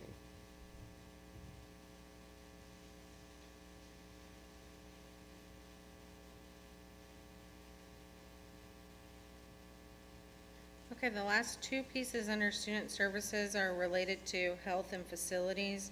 So they have requested a waiver of 6A2, which requires each public school district to adopt and implement school safety policies in accordance with the laws of the state of Arkansas. I would like some additional rationale on the waiver request there, and on 2E2, which requires each public school and district to maintain appropriate materials and expertise to reasonably ensure the safety of all students, employees, and visitors. So if they could provide some information about the need for those waivers, that would be helpful. Trip Walter, upon further review, we will draw those waiver requests.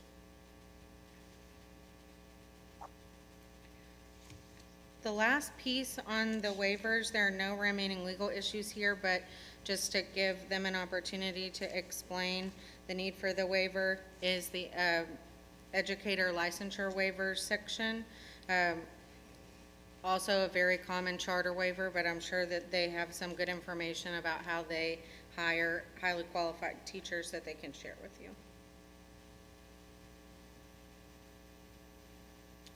So I just want to confirm that we do make sure teachers that we are hiring do meet Arkansas highly qualified teacher requirements.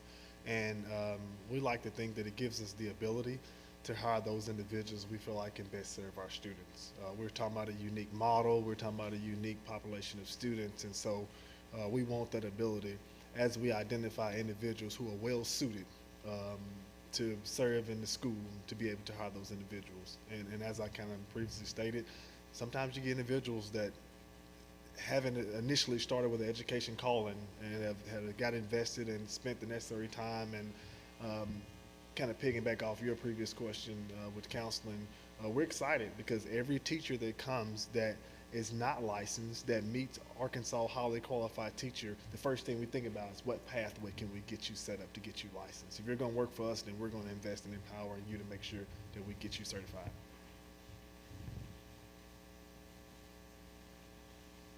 And I would like to add that we're proud of the fact that the majority of our administrative staff that we have both at district office as well as on our campuses are Arkansas certified, either as administrators. I'm a certified superintendent in Arkansas. We have a certified, Dennis is certified in administration. Our campus directors, for the most part, are certified. We have working, Miss Bradford is a retired superintendent in Arkansas here, as well as a principal. And so a lot of our staff is rich with Arkansas experience and people that are certified, so that they're not people from out of state coming to you who don't know what's going on, in our state of Arkansas and are taking care of things. And so that is important to us, and I think it's important for the panel to know that a great deal of our administrative leadership team are educationally certified in the state of Arkansas. Trip Walter, APSRC, I think there were a couple of outstanding comments on, okay, educator licensure, but all right.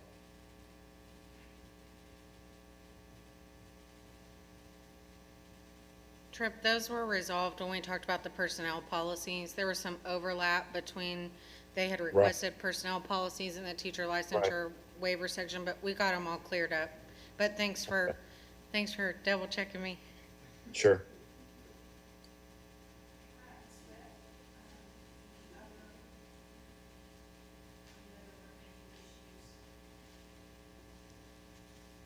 Tracy Webb Charter Unit, the only remaining concern that we have pertains to their goal statement. So they have a few goal statements that are difficult to have a measurement for, such as demonstrate a high level of community and parent involvement. We're not sure how to define high level. Like, so when we get to the end of the cycle, how will we measure that? So those are just a few, there are a couple other goals that just need to be refined for those statements. We don't necessarily have to do that today, but those will need to be refined so that we can have a measurement at the end of the cycle. I can speak to that if you want. So we have been working with the department on cleaning our goals up. I think the goal is always to try to create a SMART goal that's measurable, realistic, accurate at the same time, in a time-bound manner. And so we'll continue working with the department on ironing those goals out. We just know as an institution that qualitative data is important to us. You know, yes, we do want to have the checks and balances with our quantitative data, but if we're ultimately serving these families and we're serving these students, then we care about their involvement and should be holding ourselves accountable of getting them involved in the process as well.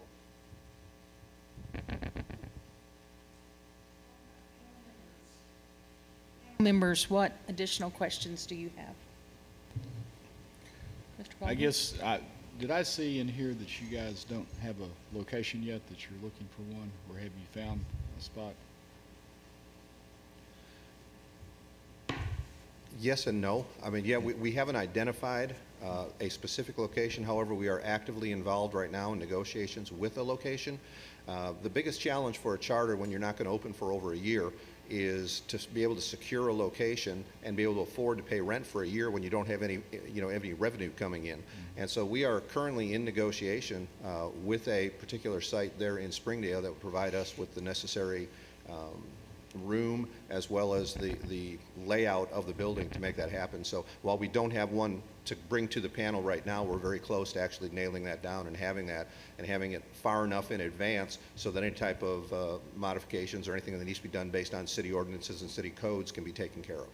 Okay. And then as a follow-up, as you develop your location, I guess it would be large enough to handle you for how many years? And then talk to us about your timeline and maybe the first couple of years of student population. How do you see this ramping up? Okay, great question. Now, and I'll use North Little Rock as kind of an example. When we set the initial budget, we were trying to be conservative, and we set the budget based on 70 students because you do all the marketing and everything, but you're never real sure exactly what starts coming in the door. As you can see, at one time we were up to as many as 120 in that location, and we ended the year with 115 kids. And so we far exceeded what our first year's projections would be.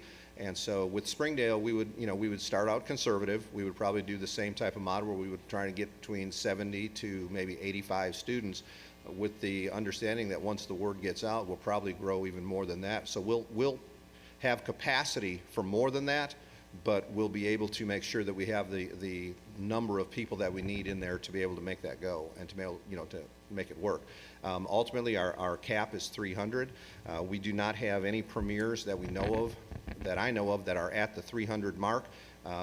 We do want to make sure that we set it one high enough that if it was extremely successful, we would go ahead and be able to accommodate them and not have to come back to the panel and ask for an additional 50 or an additional 100 kids. But our plan is normally that the school is going to serve between 100 and 150 students on a daily basis. But again, we want some room in the cap, just in case we become wildly successful. And this is, other than Little Rock and North Little Rock, this is a rather large school district.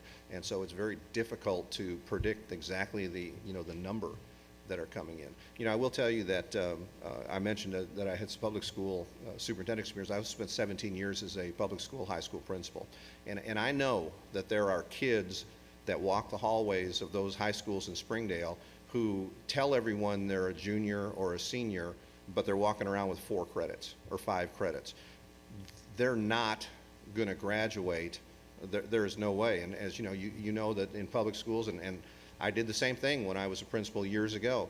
A kid fails first semester of Algebra 1. Well, we keep him in Algebra 1 and we let him take the second semester. He fails the second semester. Now he's a year behind in Algebra 1. And what do we do a sophomore year? We put him in geometry. And then he takes geometry, and we also try and give him, and it's just a vicious cycle, and the credits don't accumulate.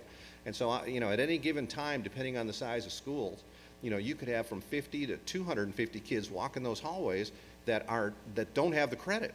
What Premier allows and provides them is the opportunity to come in and get that credit. And one of the things that we haven't mentioned is, especially with North Little Rock, we are extremely, it doesn't matter to us where the child's diploma, if it says it came from North Little Rock High School, from Harbor High School, or from Premier High School. The important thing is the kid gets a diploma. And so if a kid is walking the hallways and he's behind in credit, he comes over to us and gets, or she, and they get caught up and want to go back to their high school to graduate. We're excited about that. You know, we want to do that, and that's where the partnerships and the understanding between the different schools come into play, in that it doesn't, you know, our goal is ultimately for that child to have a high school diploma, whether it's from the local public school or from its charter school, is not the issue. The issue is them getting it. So we want to be that avenue that that student can use to move from no hope to providing hope. And, you know, a lot of them decide, well, I really like it here. I'm just going to go ahead and graduate from Premier High School. But some may also want to go back to their local high school, and we are truly and highly supportive of them doing that as well.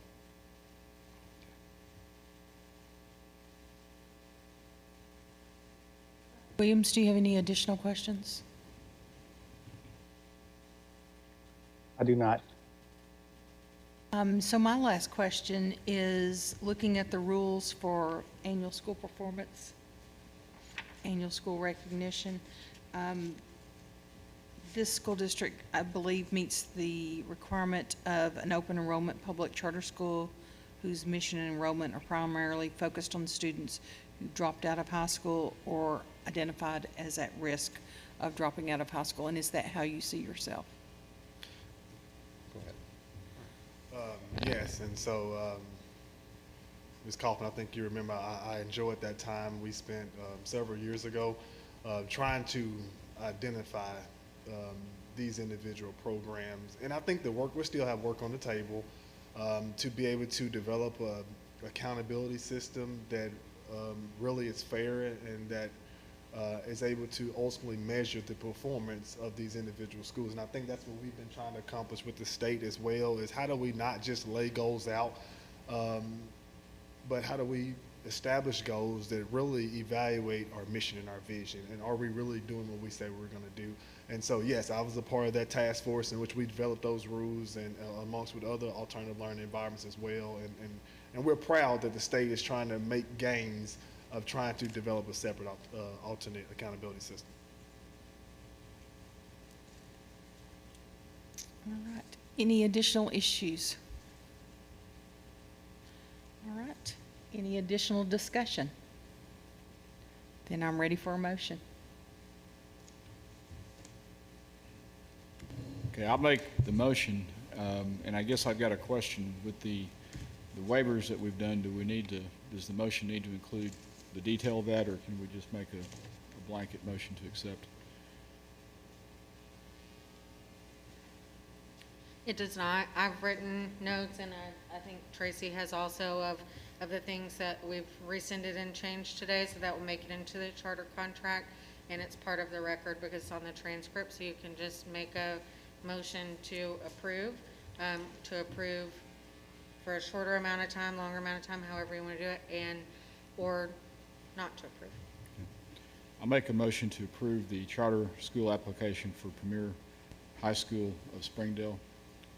Second.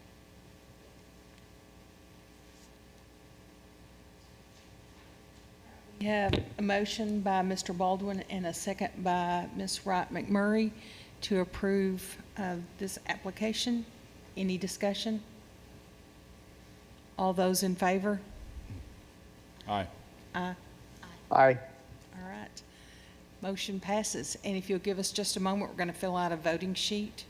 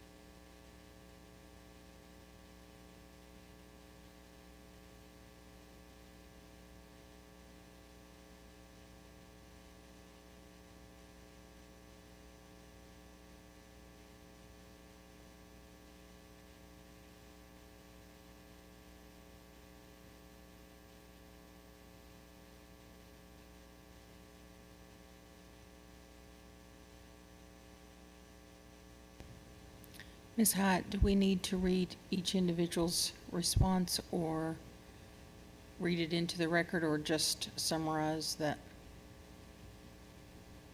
However you'd like to do it. It, we've got it in writing, so you don't have to read it verbatim if you don't want to. With the panel's permission, I would just say that all four of us have voted for this application, and overwhelmingly, the belief is that this program will help at-risk and non-traditional students achieve graduation. So, thank you so much. Congratulations. 10-minute break? Okay, 10 minutes. So it's 10:47, we'll come back at 10:57. Thank you.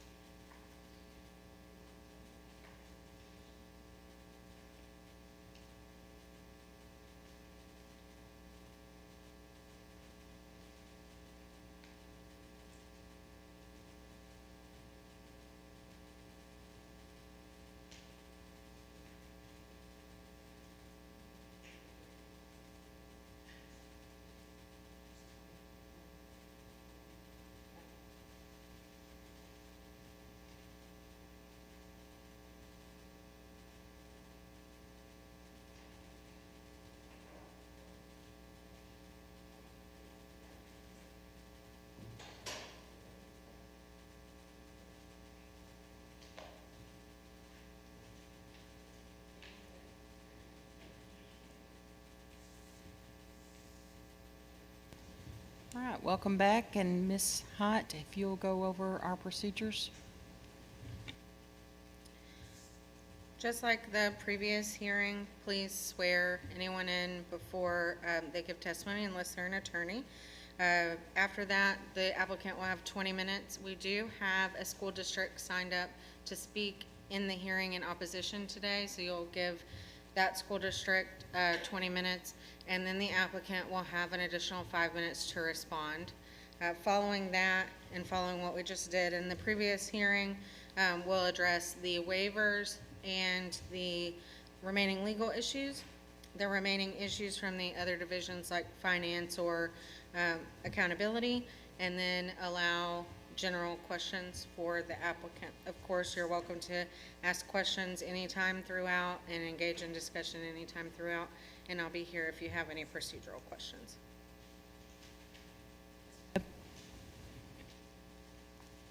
Tracy Webb Charter Unit. Our second applicant is Arkansas Ag STEM Academy, and they are a proposed open enrollment charter school that would be located in the Harrisburg School District. The school plans to serve 250 students in grades 7 through 12, and today we have Ms. Greta Greeno, Ms. Shannon Miras, and Mr. Carol Thetford on site to present to you. We also have the superintendent from the Harrisburg School District, Mr. Chris Farrell, on Zoom to speak in opposition. Miss Tracy, can you hear me? Yes. Can I ask a quick question? Yes. Did I hear someone say they had different financial numbers that they wanted to present? Yes. Will we be made aware of those prior to starting, and what's the procedure on things that change after the application process?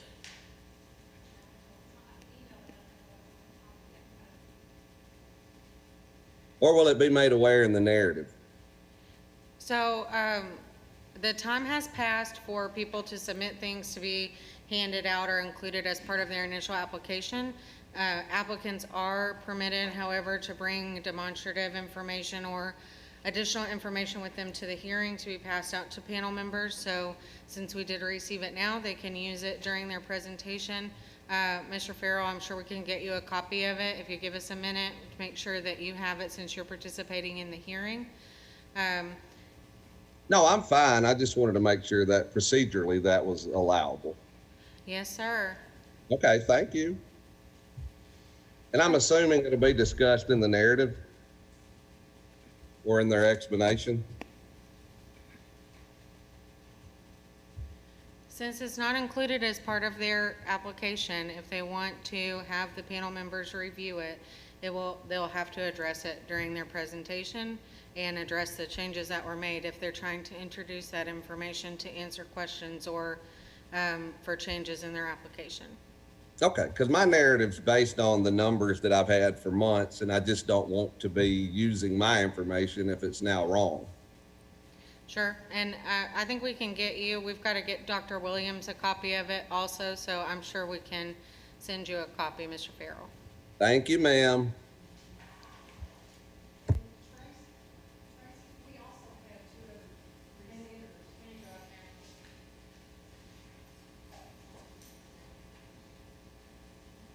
Greta Greeno Asset Foundation.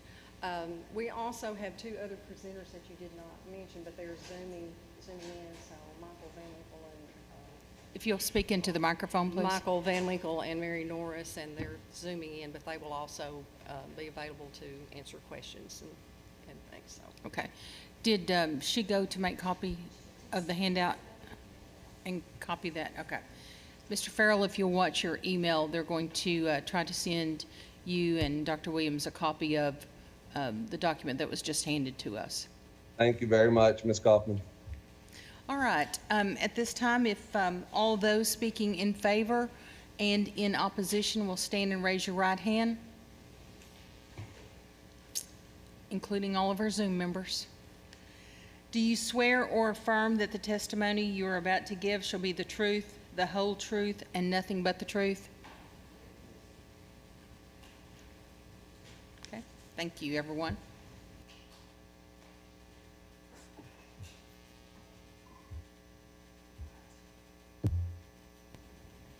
Let me get my timer set, and our first presenter, the applicant. if you'll come up and introduce yourself for the record. Shannon Myris on behalf of Asset Foundation. And you have 20 minutes. Okay, will that start once the presentation is pulled up? Yes. Okay.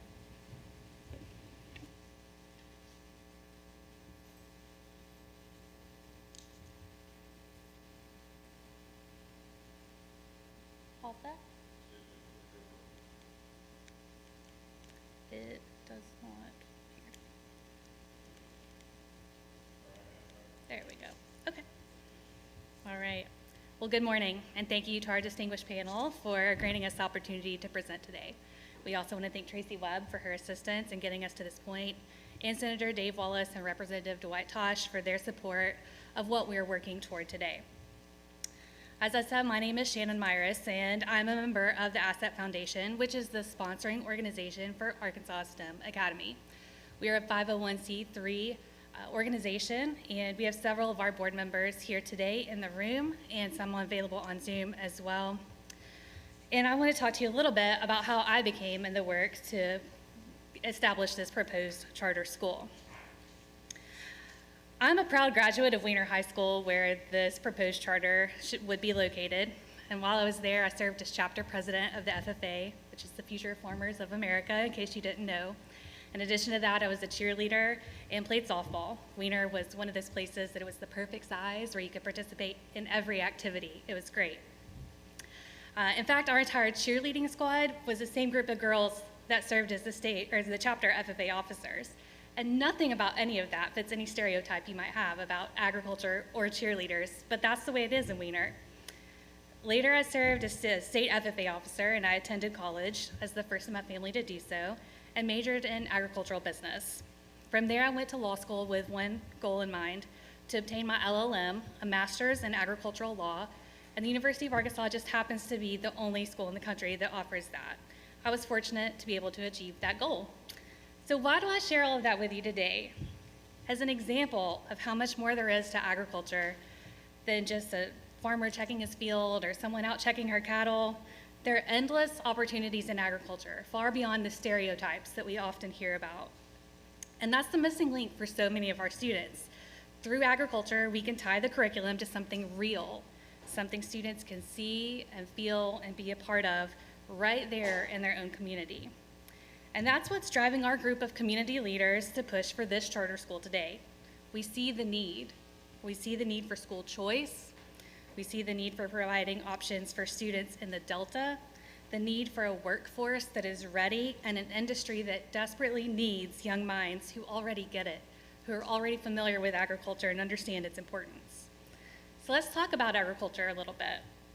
That's where we want to start today. It's the largest industry in our state, $16 billion each year for our state's economy. We're fortunate to be home to some key industry players like Riceland, Tyson Foods, and Walmart. And nearly 1 in 4 jobs in our state is tied to agriculture, and 95% of our land is involved in agriculture or forestry. So there's plenty of opportunities everywhere you look for jobs for our students. With our agriculture being such a huge part of the Arkansas economy and all that goes on around us, we aim to utilize that to the fullest extent possible. We've heard from those in the Delta that they need a workforce that is ready, willing, and able to take on key roles in their operations. And we believe there's no reason students in this high school can't be that workforce in training.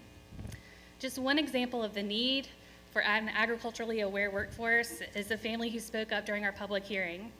They're looking to employ workers from South Africa because they have large equipment knowledge and often college degrees in agriculture that's hard to find locally. That's not the stereotype that you hear on the news about the HB2 visas, but it is reality in the Delta. We're looking elsewhere to be able to farm our fields. We've identified industry partners who are committed to work with our students and bring leading innovations to the classroom. We want to give students hands-on experience and the opportunity to visit with professionals about real career opportunities, connecting the private sector with public education as it should be. One such company is Greenway Equipment. And here's just a little bit of what they've offered to our students. Tech farm field trips, access to My John Deere Operations Center, the Ops Center Field Analyzer, including the Command Center Simulator, JD Link Access, Service Advisor Remote Access, Smart Farm Irrigation Monitoring and Control Devices, and AutoTrack Demonstration Units. And if any of that sounded the least bit foreign to you, then maybe you're starting to understand why a program like this one is so important. And we know right now there's a lack of school choice for students in the Delta. There are charter schools across the state with all kinds of different focus areas, but not one yet just on agriculture.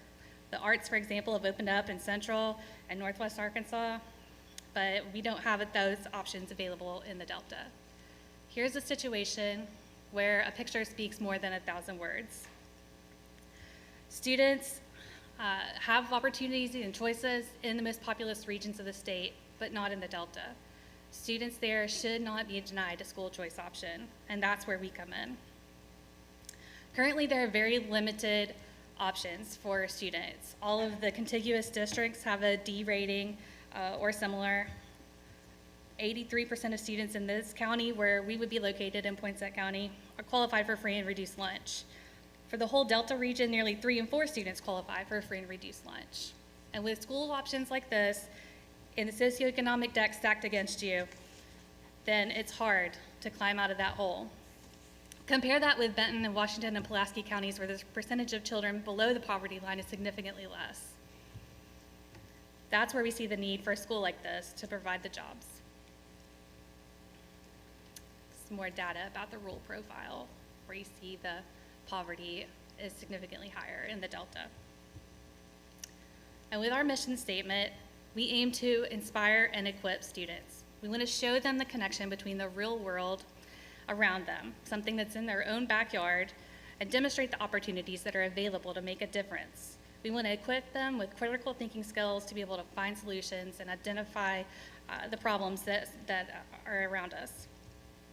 We want to offer unique and innovative learning experiences. Our goal is to change the way students think about the classroom beyond the typical 4 walls, to provide ample time in labs, fields, or on-site with industry leaders. We want to teach students to think, care, learn, and serve. In doing this, we want to do it through a curriculum that's focused on agriculture and science. We envision something with total immersion in agriculture and personalized educational programming. We'll create hands-on learning that applies to the world we live in and have project-based, student-led research. We want these students to be career and college ready so that whenever they're done with school, when they have their high school diploma, they are ready to move on to whatever the next step may be for them. So what does that look like? We want to talk about a day in the life of a student at Arkansas STEM Academy. They would arrive on campus before breakfast and be greeted at the doors by the school director. When they enjoy their breakfast, the cafeteria walls will be covered with materials that reflect the mission of the school to help foster student creativity to explore agriculture, science, technology, engineering, and math. Student posters detailing the use of the scientific method and engineering problem solving will be displayed and changed monthly to reflect the students' exploration as the year progresses. We'll have a morning assembly, a daily school meeting that will allow the community to come together to announce important information, share inspirational messages, and provide a moment of voluntary meditation or exercise to help approach the day with eagerness. In class time, all core classes will include lab time to be used at the instructor's discretion. The ELA instructor will provide various types of open response activities based on lab experiences that students are having in other classes. The science instructor will utilize the scientific method as a guiding instrument to direct students through experiments and projects. And the math instructor will build word problems that engage students to examine and understand the practical use of formulas and expressions in agricultural STEM settings. The history teacher will review and compare and contrast agricultural and STEM practices from the past with modern advances and work with students in developing video or electronic reports. After school activities, we will want every student to be involved in at least one organization, and those will be scheduled in advance on a monthly calendar and coordinated with transportation services. All of our instructors will be expected to participate in some after-school activities as well. And this is just the beginning. Let's take a look at a career track for someone who joins us in 7th grade. This is a sample of what their time at the Ag STEM Academy might look like. As a 7th grader, they would join FFA as the Green Hand. We would expect all students to compete in an event of some sort, whether that be a career development event or a leadership development event. Students would also all begin supervised agricultural experiences and log their activities through the AET program. They would work toward completing their degrees in FFA, proficiency awards, and all instructors will collaborate in digital citizenship and professional learning communities for training students and classes. In 8th grade, their career and technical education instructors will present resumes and portfolio templates, and students will begin to build their own. They'll understand the importance of that, and they'll document all of their activities throughout their school career in this way. We also envision a mentorship through Planting Science. That's an organization that takes career scientists and pairs them with students in the classroom so that they get one-on-one or small group sessions with those professionals to see what real world jobs are out there, what science looks like on a professional level. By the 9th grade, we anticipate our students earning their first industry certification.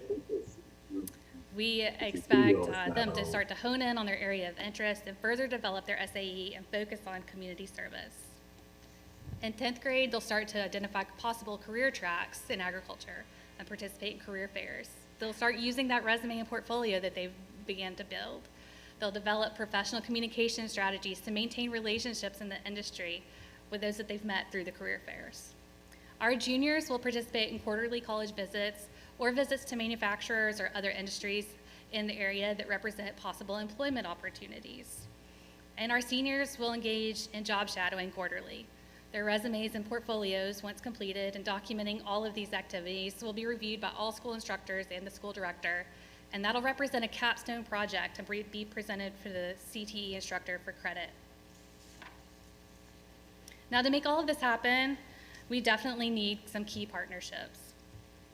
To do that, we're going to work with people to achieve some of these certifications. These are just a sample of the certifications that would be available for our students to obtain before they graduate with their high school diploma.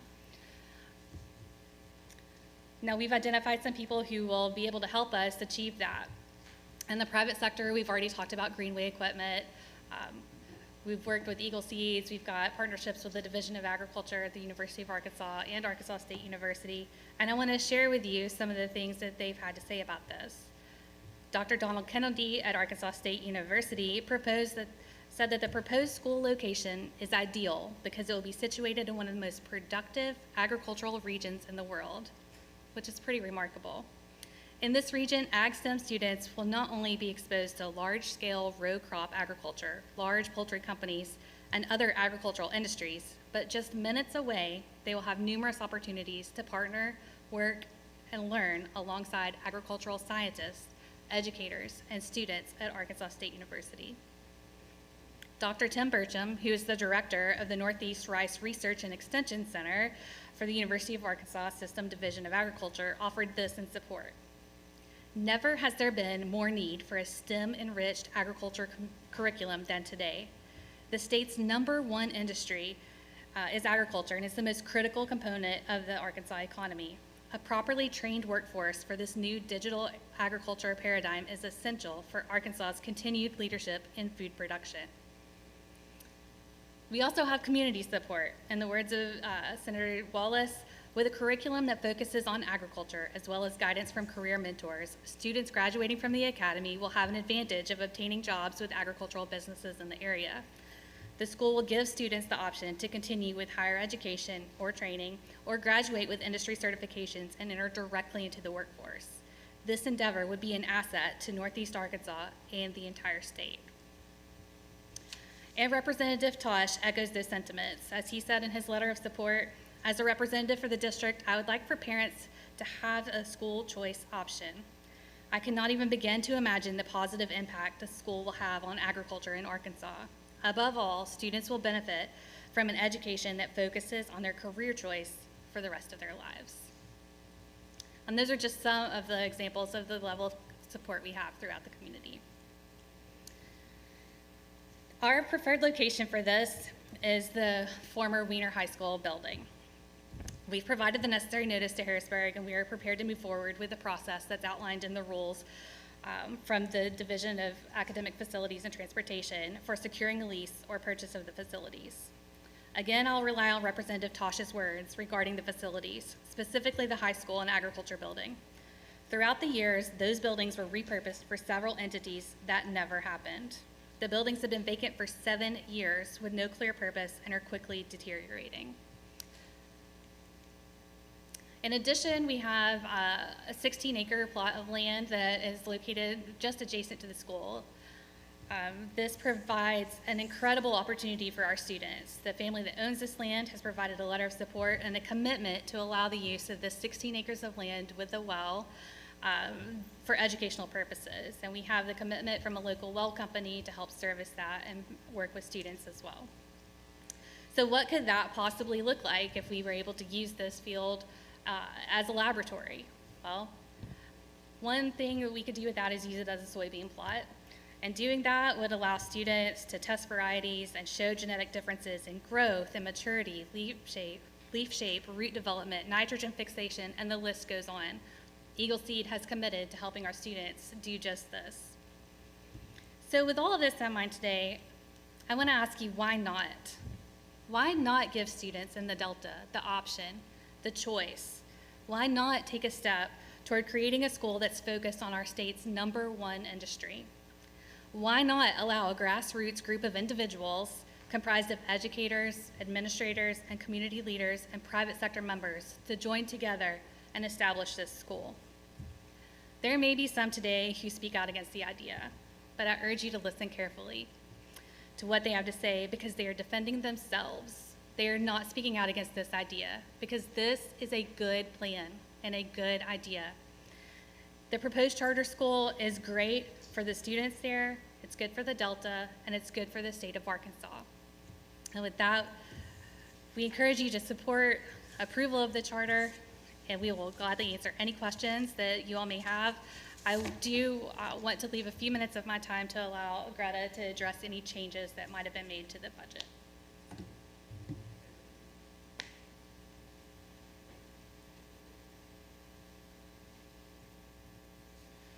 We didn't make many changes. Basically, the major change was dealing with improvements to a building that was being leased, and we were told in the mock hearing that state money could not be spent for that purpose to do improvements to a leased building.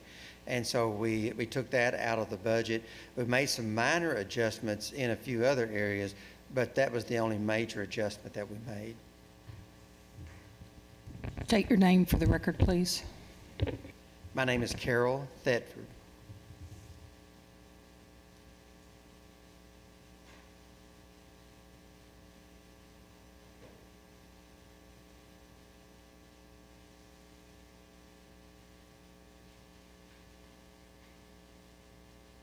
Mr. Farrell, did you receive the document that was sent to you? I did, but I don't need to go to it for my 20 minutes of statements. Thank you. And Ms. And I Webb, appreciate Ms. that Webb, do being- you want to hand those out?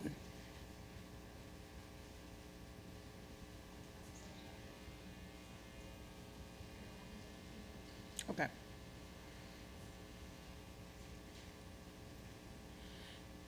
Mr. Farrell, if you'll introduce yourself, and you have 20 minutes. Thank you very much. Would you just stop me at the end of 20, because I may go long, I'm sorry. And also forgive me, I'll have to take my glasses off to read some of this.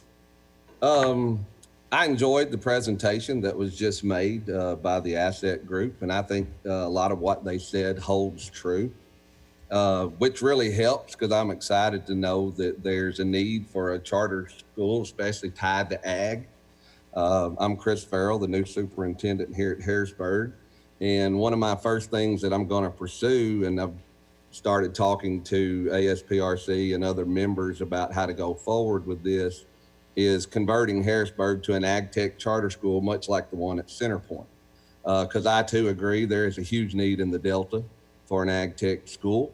And there's no better place than to go ahead and utilize the partners they've mentioned. All the partners they've mentioned would be willing to partner with us for the most part, if they already support us in other financial ways. So I was very excited to hear that.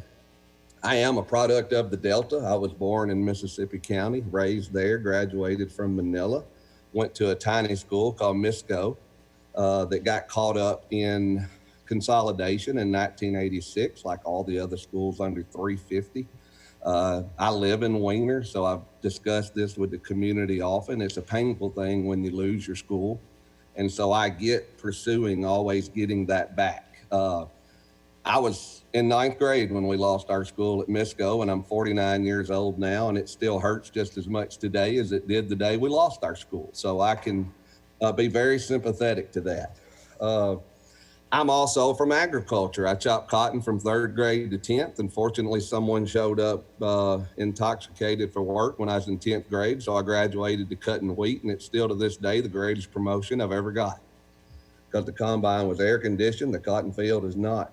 To get started, we already have school choice in Northeast Arkansas, and there's some wonderful school districts in Northeast Arkansas to choose from. Harrisburg School District has great competition all the way around us, and we already have school choice. And there are several good to great school districts around us. Most of the things you heard in that good presentation are things that all FFA chapters do. Most of the things listed is what you do as an FFA member to become what we call a completer. Arkansas has a wonderful CTE program, and a lot of those things are just steps to becoming a completer. One of the things I think was left out of the presentation was the fact that farming will be completely unmanned probably in the next 20 years. I heard no mention of robotics, which many public schools are already doing. Heard no mention of coding, which Governor Asa Hutchinson's been a huge proponent of coding, and thank goodness, because many of these unmanned pieces of machinery will require the farmer of the future to be very versed in coding. I could foresee a day when some young person runs the drone up and it handles the complete harvest of the field. Most of what you heard centered around plant science, and I think that concerns me, as animal science, chemical engineering, et cetera, are all proponents of that. So a lot of what we heard was plant science, and you know, there's a lot to the agricultural world outside of plant science. I'm going to go kind of through the thing that, as a school leader and district leader, that threw up some red flags for me. One of the things I can say in this business is it's a lot easier to say and talk education and use the jargon and use the buzzwords than it is to do it. Executing a plan is a lot tougher than having a plan. And I can tell you, as going on my 5th, 6th year being a superintendent, I've learned that lesson. Harrisburg School District will be adversely affected financially and fiscally if this were approved. That's beyond the shadow of the doubt.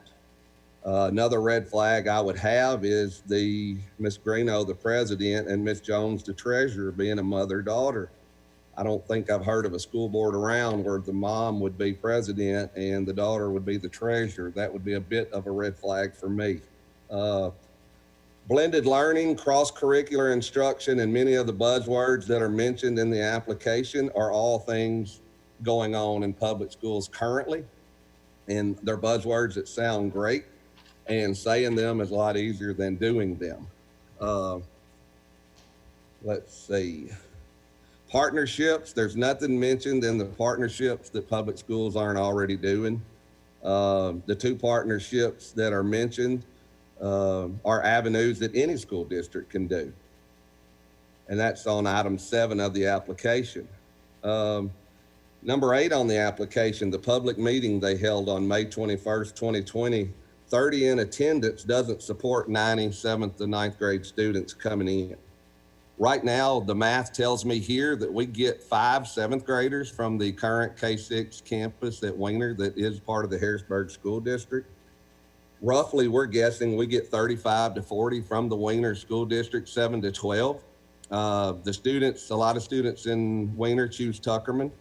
Part of that's because Tuckerman has a good boys basketball program, and the Wiener boys and girls have always been known for good basketball. So when Wiener closed, a lot of schools scrambled to get those good basketball players. We talked about immigrant labor earlier. I grew up working in the Delta, and migratory labor is just a way of life.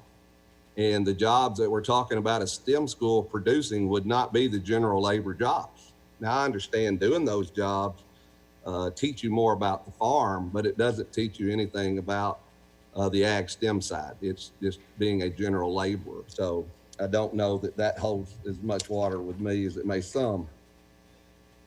No one has contacted our school district or board about, I mean, we have been notified they want to use the high school, but in the application, it mentions $22,000. That's not been addressed to us at all as a board or to me as a superintendent. That may have been addressed to the prior superintendent. I do not know, but I don't think that money amount was ever brought up in a board meeting. Also, we are looking at needing that facility to house the new Harrisburg Virtual Academy and to offer possible social distancing during this COVID outbreak. We're going to need that facility. So I don't know that that facility will be available. So a plan that has a probability and a maybe in it of a facility is a little bit scary to me. They're mentioning having an 8-member board with spots for 5 to 20 members. I mean, that seems very excessive to me. The director's being hired for 3 years, but there's only a plan in there for money and the economics to be over a 2-year period. So I'm not sure how you can offer a 3-year contract to a director when there's only 2 years of budget being turned in. It mentions growing the 7-12. Why not? Would their intention not to be to start with a K3 or K4 and grow from there? Most successful charters that I've watched, again, and I'm not anti-charter. I'm very pro-charter. I'm just anti-bad idea. So if I were starting a charter, I would want to start at K3 and grow from there. Let's see, there's really nothing in the application that's mentioned as new or cutting edge or high-end learning with a lot of depth of knowledge to it. Most of the things mentioned in the application are already going on in the public schools. Public school students enroll in CTE classes all the time. We offer industrial certifications in many areas already. We also offer the ACT work keys, which gives students not planning on going to college an opportunity to be successful and enter the workforce. On item 13, there's really nothing new or innovative. I think most charter applications should involve something that's in addition to what the current public district is doing, or it's innovative. And I'm not seeing anything that's really new or innovative that's cutting edge. 15, it mentioned athletics, but again, it really didn't get specific. What sports would that be? How would you pay coaches? Does the AAA know you want to play? Again, a lot of these applications, it can do the broad strokes, but as you all as a panel know, the devil's usually in the details. And so I worry about item 17, where it mentions guidance counselor being embedded into the school day. I worry about 17B, where the medical services would be provided off campus. I mean, what if you needed an immediate AED or you needed immediate health care on campus immediately? We've all recently seen stories from last school year where using an AED saved a life immediately. And so that worries me. It worries me that there's purchasing 4 budgets in the budget.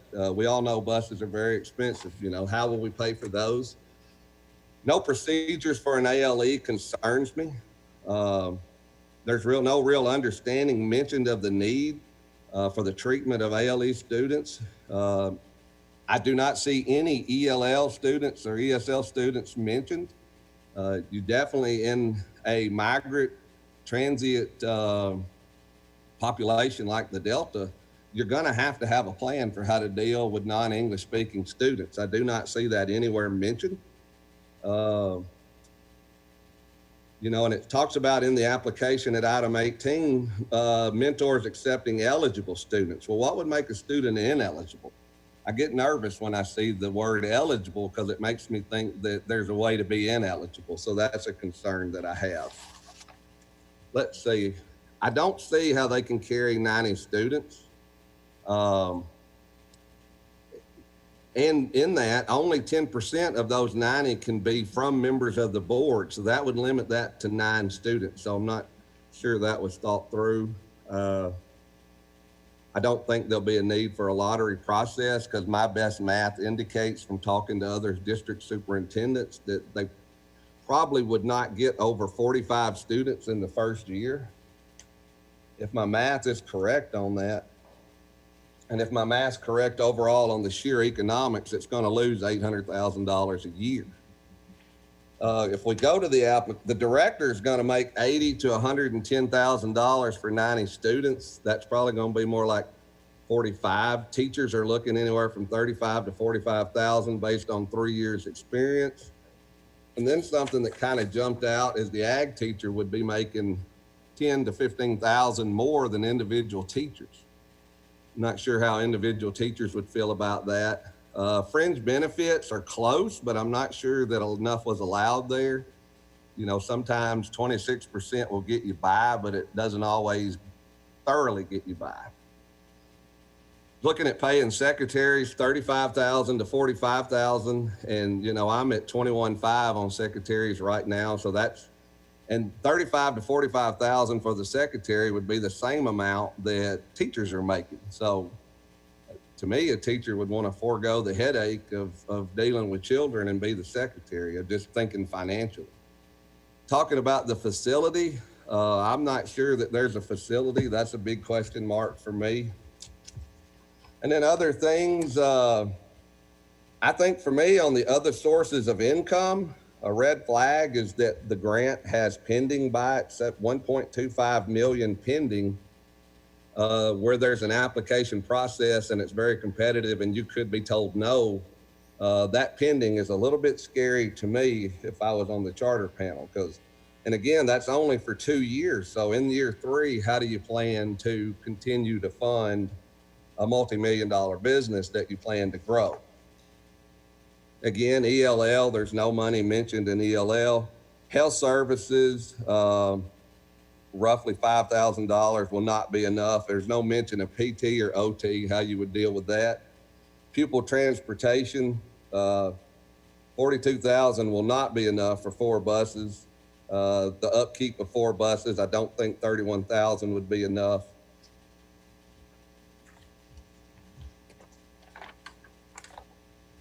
And then we're looking at lease purchases. Just to get the new high school up to snuff for us to use, tech, phones, intercoms, heat, air, our last best number here was $100,000. So I'm not sure, you know, where you would go with that, because I do not see enough money there for the upgrades to get that building ready if it were available, which it's not. So. And I'm glad to read the letters of support they have, because they do all talk about the need for an ag tech charter school in the area. And I'm definitely looking forward to working with this group on converting Harrisburg School District to an ag tech charter. Think that they're definitely off and running.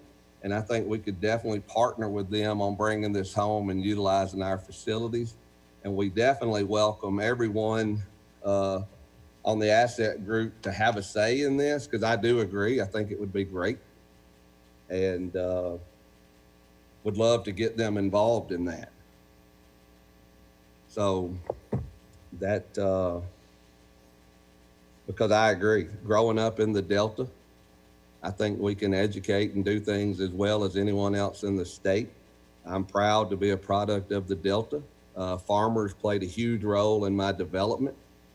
I live in Wiener, so I do know that not everyone supports what's going on with the Ag Tech Charter as it exists now, but I do know everyone's excited about continuing the success at Wiener Elementary that it's developed. Ms. Pam Hogue has built a school of innovation over there. She's had an A rating in the past, and we celebrate Ms. Pam's success, and we look forward to working with the Wiener community in the Harrisburg School District as we work on our conversion to an Ag Tech charter school. And I appreciate the time you all give to being on the charter panel. Again, I'm not anti-charter for sure, but I worry in the COVID era. I didn't see anything in the application about dealing with COVID. the cleanup of that. I know there's not enough money in the hospital nursing side in their budget to cover the expense of that. And to say that we haven't spent considerable time and money preparing for that would be a gross understatement. So I think these are tough times financially for anyone without serious private funding or private backing that's guaranteed out to 4 or 5 years to be trying to open a charter school from scratch, which this group would be doing. And I appreciate your time and appreciate your efforts here, and thank you all for listening to the Harrisburg School District. Thank you, Mr. Farrell. All right, you have 5 minutes for rebuttal.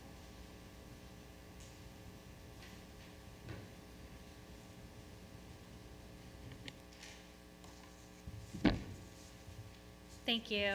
And thank you, Mr. Farrell, for your thoughts and your opinions on our application, walking through point by point. I'm excited to hear that you think agriculture is an important thing. I do want to encourage you to not stick to the word farmer as you talk about agriculture, because we know that it is so much more than that. I myself have never been a farmer, but my background is in agriculture. I'm very well versed in the fact that it is not only plant science, that was just a sample of the highlights that we plan to offer.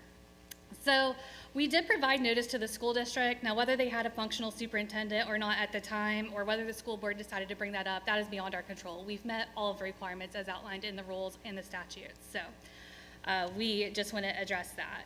Some questions about the facility. The last charter school, the applicant had not yet identified their facility either. We have other options that are available. This is one option because it is a travesty that this school building funded by taxpayers has been sitting and literally falling apart for the last 7 years. My question to Mr. Farrell would be, where will Harrisburg get the $100,000 that he thinks they need to be able to upgrade those facilities? Because that will be a problem for them as well. We aren't alone in facing that challenge. So. A couple of things also, I'm glad that he enjoyed the presentation. We've not heard from anybody whatsoever about any improvements or enhancements to their agriculture program. You know, their agriculture building at one point was literally falling apart, but there were upgrades made to the football facilities. You know, we don't have a lot of NFL players from Harrisburg, so we have a lot of people who go into agriculture and do that as a career, whether that be in the financial services industry, whether that be on a tractor, at a dealership, whatever the case may be. That's where the focus should be, and I'm happy to hear that he plans on addressing that. As far as his criticism that he didn't hear anything about robotics, I'm not sure if he read the full application, because we definitely talk about aerial drones, robotics. That's the technology piece of STEM. That's what the T stands for. So. We have been working with everybody in the community. 30 is actually really great attendance for a public meeting. There are many other charter schools that had much less. And he is correct that executing a plan is much harder than simply talking about it. I'm sure that he would know. He said he had been a superintendent for 5 to 6 years, but his prior school also had a D grade. And so I would want to know more about what he plans to do to improve the options. He says there are options, but they're all the same. It's not a great educational opportunity for the students, not one that they deserve, at least.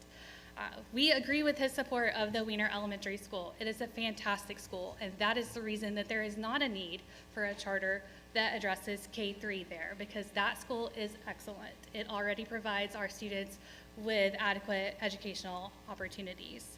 And one last thing, I know he said he lives in Weiner, but this is not about simply replacing a school in Weiner. Yes, a school can be the heart of the community, but this is about the need for students in the Delta. We will not only serve students in the Harrisburg School District. Any other eligible student, meaning someone who is a student in the state of Arkansas who can get there, would be able to participate in this. So it's much more of a broad scope than he implied with that. So with that, we'll address the rest of, I assume the rest of his concerns will be brought up during the question and answer session. So thanks.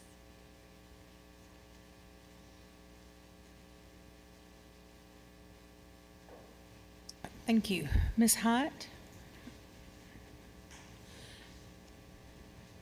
And during this time, Ms. Hyatt will be going through any legal issues and waivers, and so someone will need to be prepared to address those. So we'll start first We're gonna do this just how we did last time, where even if there's not a remaining legal issue, I'll allow the applicant an opportunity to explain to you how they're using that waiver. So the first waiver set deals with alternative learning environments. There are no remaining legal issues on this, but I would like to give them an opportunity to explain how they're meeting the needs of children who would typically be served in an alternative learning environment.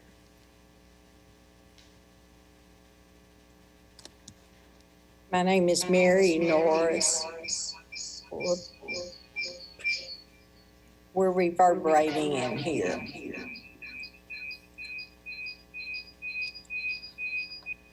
Can you hear me now?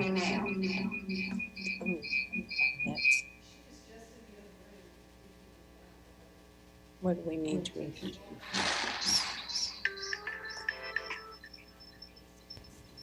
Ms. Norris, I think you may have two computers in the same room. Tell them we don't. We only have one, but the screen where we've been listening to you. Ms. Webb is on her way. Thank you. Ms. Kaufman? We've had that happen in Zoom meetings here at the co-op, and if they log out, log back in, it usually. I think it's gotta be that. Turn that volume down and listen to the. Okay, Ms. Norris.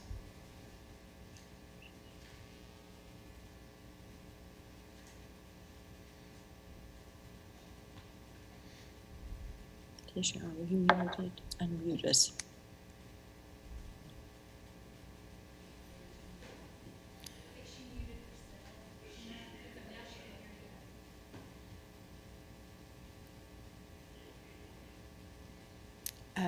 Either that or she'll need to come in here.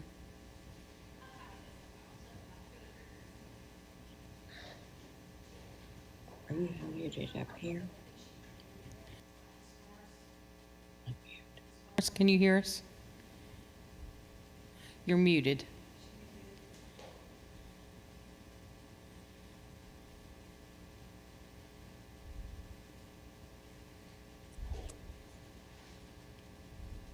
Are we where you can hear us now?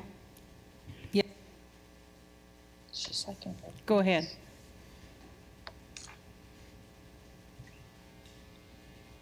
All right, what we were looking at was on alternative learning, we think our program is going to have students so involved that those students that normally have trouble in the regular classroom will be involved and be working more in line with something that keeps them engaged.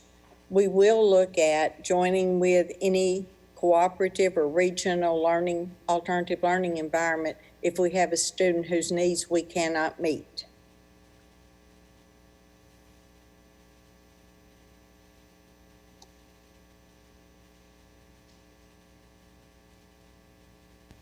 Do you have someone in mind that you would reach out to for assistance? No, we can't do that.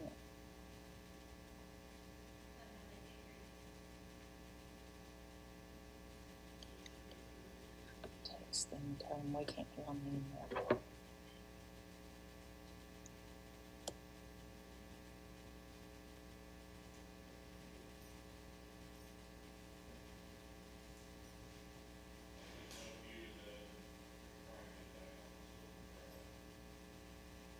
Ms. Norris, did you have an idea of someone that you could reach out to for assistance?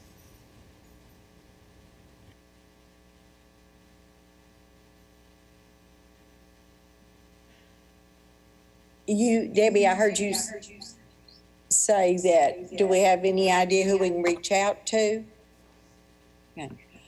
We would work through the educational cooperative and whoever is available in the region, we would be glad to work with them.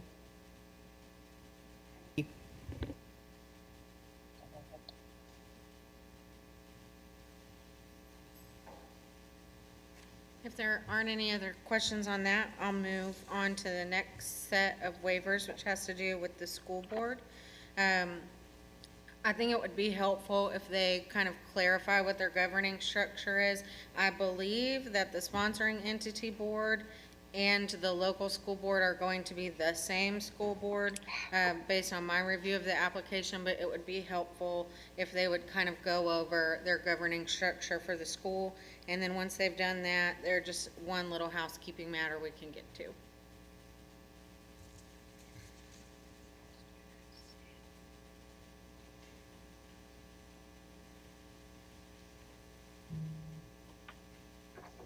And if you'll be sure to state your name for the record, please.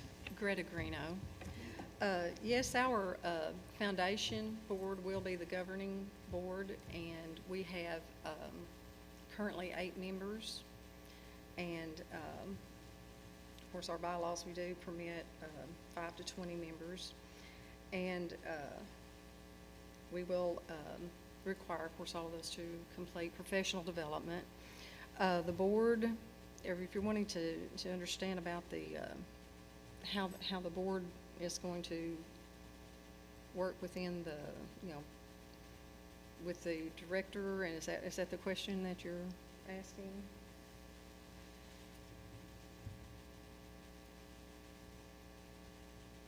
So typically, with the charter school, you have the sponsoring entity board, and then there's a local school board. And the local school board often is directed by or reports to the sponsoring entity board, but there is a local school board to whom the executive director and everyone else reports.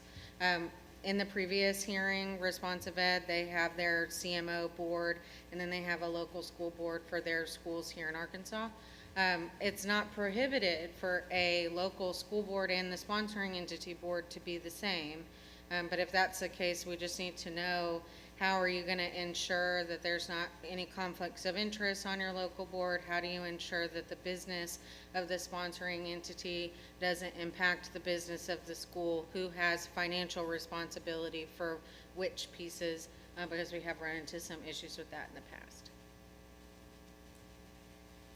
Well, as we initially begin, that we will have the Asset Foundation Board will be the governing board. As this school progresses and, down the road, we looked at, we might possibly, we might have a school board that would be selected at some point, but for initially that this board is going to be the governing board, that the director of schools will report to the board, and that this board, the things that this board will be accountable is is to be responsible to the parents and the teachers and the patrons. Ms. Green, may I ask a quick question? Yes. Just for my clarification again, based on the example that Ms. Hyatt gave, so the asset is the governing board? Yes. Okay, and then who is under the asset? What would be under them?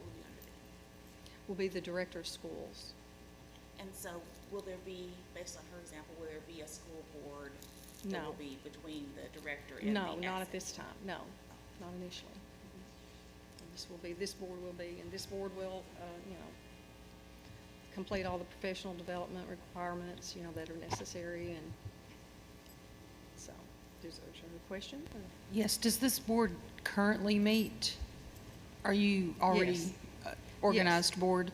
Yes, we're already an organized board, and we have monthly meetings now and other at-call meetings. We've been meeting pretty regularly lately, but yes, we currently have been meeting. We've been meeting via Zoom, recently, but, we have regular meetings.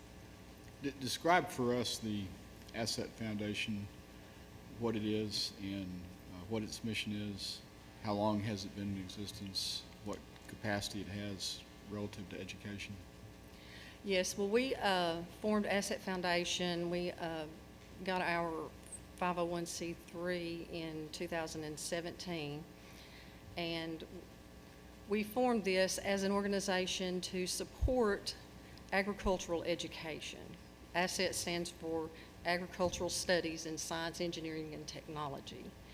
And so we formed it was a local group of people that felt like there was an opportunity that is being missed for our students. We felt like we should be able to offer something that reaches out that is relative to the area in which our students live, that would give them opportunities that they don't currently have in the agricultural realm. And so, and this board began with 3 members, and then we became 5 members. And then from there, we have been, and we will continually, look for persons who are interested, who support the vision and idea of this school and can bring, pieces of assistance to us that, that we're looking for. We're always looking for, other members to join us. Was the foundation formed in anticipation of the charter school application? Yes. Or is there a separate independent work effort that you have outside of the charter No, school? it is simply to support this school. And would you, while we're at this spot, address the issue of mother-daughter being on the board in those roles of president and treasurer? Yes. I have been, I guess I've been working at this longer than anyone else. And so whenever we were looking for persons that were interested in to be involved with it, and my daughter is a CPA, and so she was giving us, financial input, on things that she was helping us with. And so that's why she is, the treasurer. There is no one on this board receives any financial money. We don't get paid. I don't know. Mr. Farrell assumed that we were getting salaries or something, but no one in this organization, receives any financial aid. So, so that's not seem to be a problem. I don't believe that constitutes a problem with the board. Is that in your bylaws or anything that there will be no payment? Yes. I can also speak to that. We have adopted a conflict of interest policy as well. I just wanted to make that clear. Sure. We have adopted a conflict of interest policy as well to fully vet any kind of conflict of interest. No one, at some point there was confusion, maybe that somebody would be reporting directly up the chain of command or something like that who is related. That is not the case. This is like with any small community, you have a limited pool of volunteers and they just happen to be related. And Abby's expertise as a CPA makes her the perfect candidate for treasurer. So we have checks and balances on how funds would be allocated and things of that nature to avoid any misappropriation of funds. So.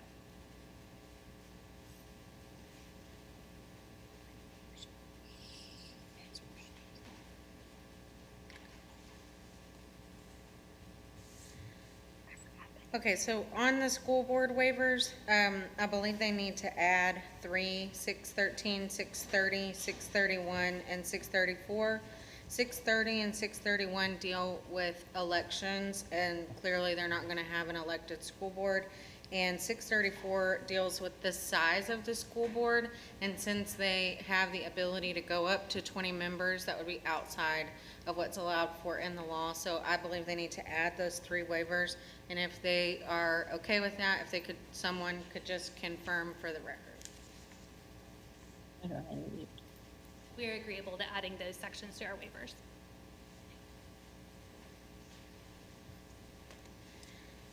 If there are no other questions about school boards, I'll move on to some of the next waivers. I just have one more question, I'm sorry. Sure. Is anyone on the board right now a professional educator? And is everyone on the board living in Wiener, or are there Harrisburg and Truman and other geographies represented? I am a retired professional educator. I was in education for 43 years.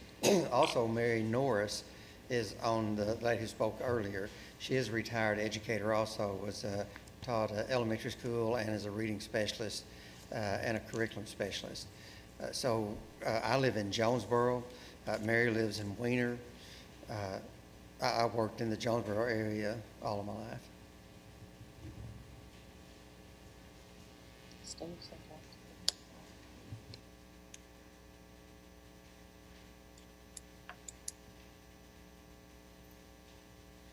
The next set of waivers have to do with administrator, licensure, and full-time principal, full-time superintendent positions. There are not any remaining legal issues here, but I would like to give them the opportunity to explain how they will be utilizing those waivers.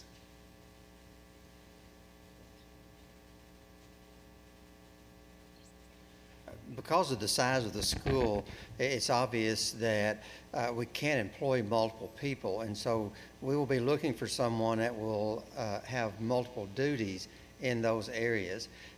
Someone who will act as a superintendent but will also be over all of the students at this point in time.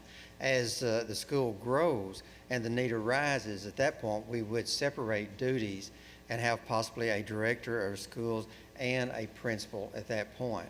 But because of just beginning in the numbers, it just works better for us, and financially, it's better for us to have that responsibility all put together.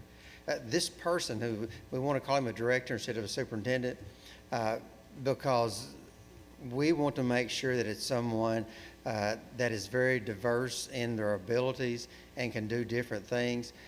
There will be a lot of things this person will be asked to do that a superintendent would not be asked to do. There will be a lot of things that they'll be asked to do that a principal would not be able to do. So the duties will cross over, and we just need that option at this point in time. Do you have a candidate in mind or someone already in place? We do not have anyone in place, and we do not have a candidate in mind.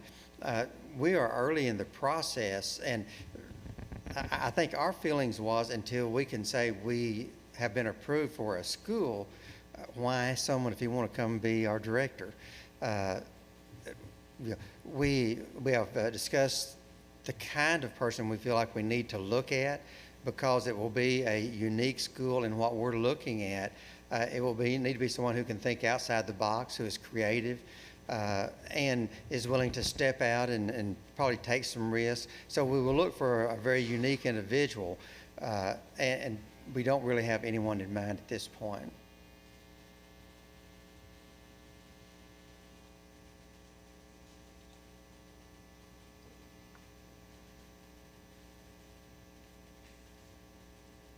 The next set of waivers is related to the school year.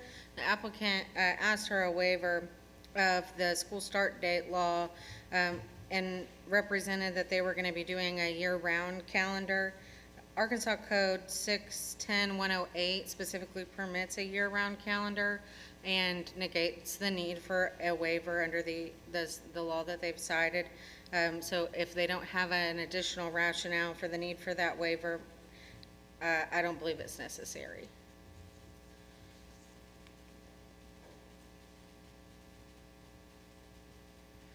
We wanted to have some options when we looked at this school, and one of the options we thought we wanted to be able to consider was a year-round school. We were not saying that we were going to do that, just that if we have that option, so that it better fits what we're trying to do with our students, especially with the farming community and all the things that go on in the summer. We can do the same things and teach everything we need to teach in a regular school year, but as all of us know, if you've been involved in FFA, they have summer programs where the ag teacher is employed for 12 months, and that's state law. Mr. Farrell questioned that a little bit. He's paid more because he works 12 months. Teachers don't work the 12 months. But the students would be very active in the summer also. And if we needed to go to a school year for us that would have breaks in between, like a typical 12-month school year. We were asked the question about how can you go 12 months. Obviously, a 12-month school year doesn't mean students are going to school 12 months. They're still going to go 178 days. So it's just an option that we felt like we would like to have in our back pocket if that would better fit what we want to do. I do have a question, and I'm not quite sure if this is the best place to put it, but I would like to, I guess, revisit or get a little bit more information on some of the comments that were made by Superintendent Farrell in regards to his willingness to do a lot of the things that you guys have offered in your application. And so could someone speak to, have there been those conversations between Asset and Harrisburg School District on utilizing a lot of your plan and your thoughts in the existing structure, and how those conversations gone and how we've gotten to the point to where you still feel like you need a separate entity? I'll let Ms. Greeno address that. I've not been on the board that long.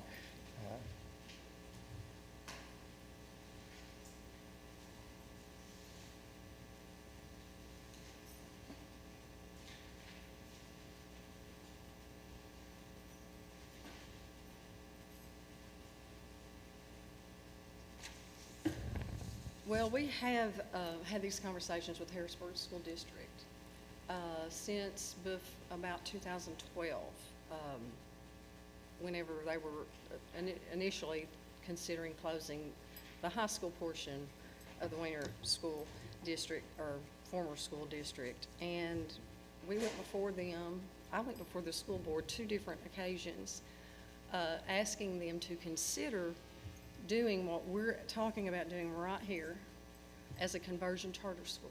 I said, rather than close this high school, I said, we have already made the connections. We've already had a plan since then. We've had a plan in place, and we brought it to them and said, this will be a benefit. It'll make a great impact. It will draw students to the Harrisburg School District. Let us do this with you. And we never were even considered. They took no motion on it, asked no questions, just dismissed us. I went before the school board a second time. I went before the school board a third time and asked them at that point, I said, let us do this as a school of innovation, as part of the Harrisburg School District. And I said, we will work with you. We will work this. We just, give us the go-ahead, and we will make this successful. And again, the board took no action and made no comment, and have never really made any comment to us before. Whenever we have submitted a letter about requesting the facilities, and we just have no comment. There's no response from the school board. So, Extra, tell about the, you kind, 2015. oh, I'm sorry. And so they have, in the past, the school board has noted, I know that in a document that they presented to the Charter Authorizing Panel in 2017, when we were here once before, proposing this idea. And they came with the statements that they had a list that they presented, and said that they had uses for the buildings, and they were going to have programs. They said that the former Wiener High School building administrators from the Wiener Elementary and the Harrisburg High School met with 6 representatives from the Career and Technical Education Department of the Arkansas Department of Career Education to discuss programs that are planned to be added to the Harrisburg College and Career Preparatory School, which was their new charter school that they had begun. These proposed programs will be held in the former Wiener High School building. That was in 2017. Nothing was ever done about it, and nothing was ever mentioned about that again. They had a greenhouse that at that time we were asking, for also to use the greenhouse because it was not being used. And they said Wiener Elementary, through the Wiener School Children's Endowment, received a grant from Post Foods to refurbish the campus greenhouse, which is located near our garden area. The work has yet to be completed, but the incoming agri teacher at Harrisburg High School has assured us that his program will help us get the greenhouse up and going as a joint project. That never happened. That building is dilapidated. I don't even know that it can be salvaged at this point. The last I heard, the elementary school was trying to get somebody to come tear it down. And they said they can have it if you'll come get it. So they say that they're going to do things, but it doesn't always follow through. In last year, the superintendent, which was the interim superintendent, said in a public meeting that they were going to utilize the former high school building on the Wiener campus for a new program that they were starting that year, last year. They were going to add a K-6 alternative school for the district. And they already had a teacher allocated, and that it was going to be on the Wiener campus. They're in the high school building, and that they were going to see that that happens this year, which was last school year. Again, that never happened, and not another word was heard about it. This year, they're proposing that they may use the school for social distancing, and they're planning on having the Harrisburg Virtual Academy, which will target students that are currently homeschooling in the district. I asked at a meeting, I asked the superintendent how many homeschool students that they're targeting, and he said 40 to 50 students. The curriculum that they're offering will not be supported by the Harrisburg staff, but will be a curriculum selected from DESE for online learning. Students will not actually attend this school, but they will, need to attend for course completion tests or something like that. That's the only time that a student would be on the campus. And there have been a lot of stated uses for these buildings over the past 7 years, but they have yet to do anything with it. It is still sitting there. It is in disrepair. And we were in there with a contractor in May of 2019, and his reflection was that the building as of then said it can be repaired and it can be saved, but he said in another 3 or 4 years that this building will not be worth fixing up. So that is the state that it is in. It's in a state of terrible neglect. And so have I answered, Mr. Ring? Let me ask, who owns the building? Harrisburg School District.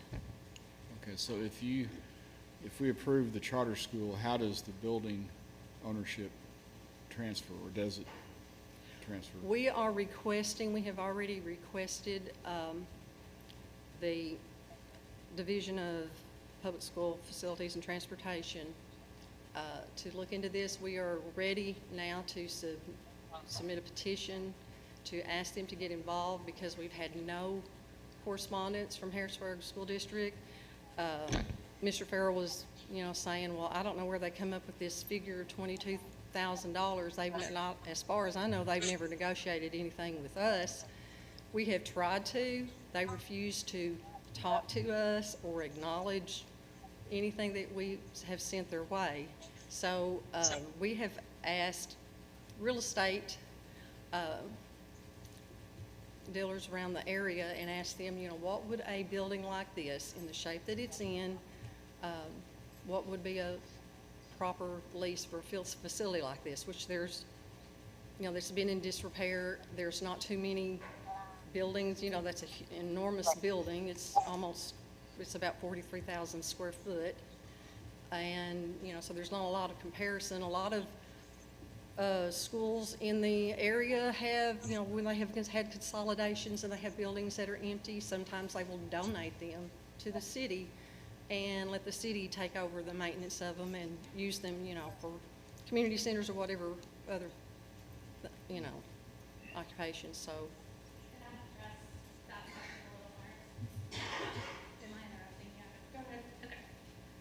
So the rules governing right of access to unused or underutilized public school facilities and the sale or lease of public school facilities actually lay out a process for this, for charter schools to gain access to school facilities that are on the list that's published every year by this division. So the high school facility is on that list. We have asked them to enter into a negotiation for lease or sale with us. more than 60 days ago. We have still not heard back. So we have a petition ready to file to move forward to ask the division to intervene and help with the negotiation and issue an order in that way. So whether that is a lease and where they retain the ownership, or whether that's a sale where the ownership would be transferred, you know, we're open to either of those, but the rules do lay out that process. Does that? Yeah. I just want to clarify a couple of things. Number one, I think it's important that we're having the conversation about the building, but I want to make sure it's clear that this body is not the body that will decide whether they get the building. That's done through the facilities division. And so it's appropriate to consider the building and their plan for a building as you do for other charter schools, but the facilities division will handle whether this dispute over whether they get to lease or buy this building or not. If you have specific questions, Tim Kane, who is over the facilities division, is on the Zoom. Yes. She was reading right from the rules when she explained that there is a process in place. They've started that process and the facilities division is working with them.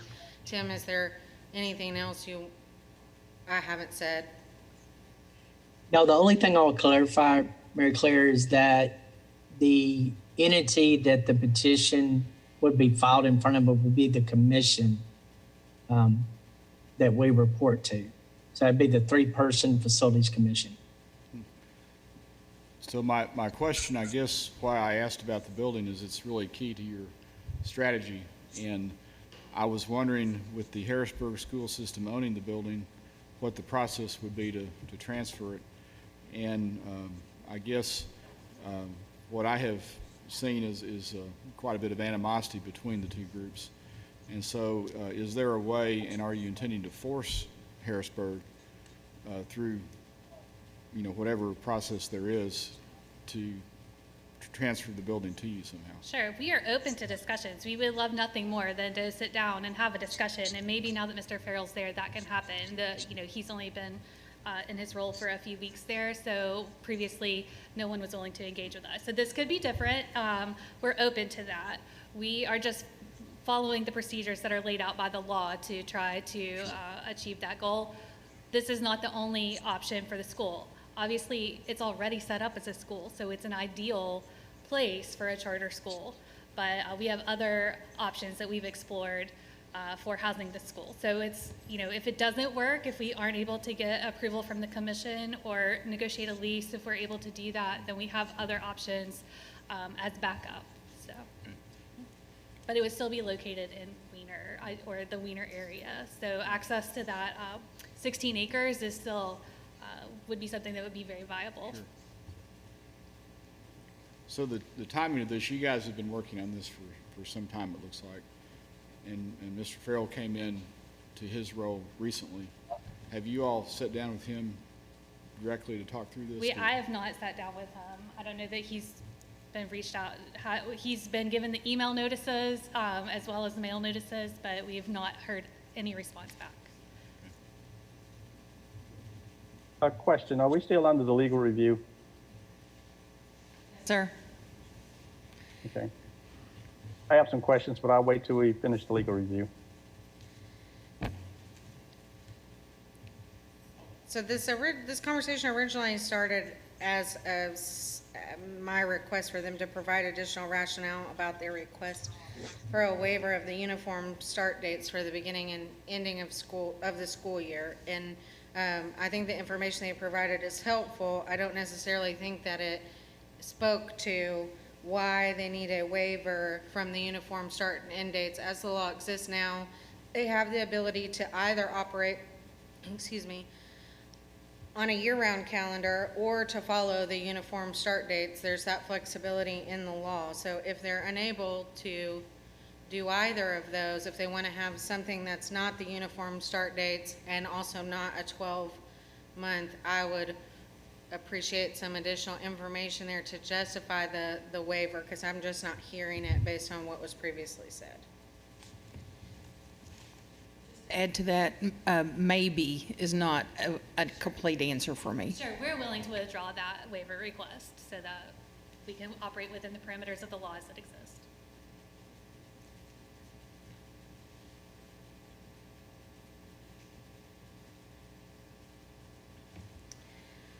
The next set of waivers deals with personnel policies. These are much more limited than ones you'll see in other applications, just to the composition of the personnel policy committees. I'm sure they would like the opportunity to be able to explain that to you, because I do think it's different than what we usually see in the charter context.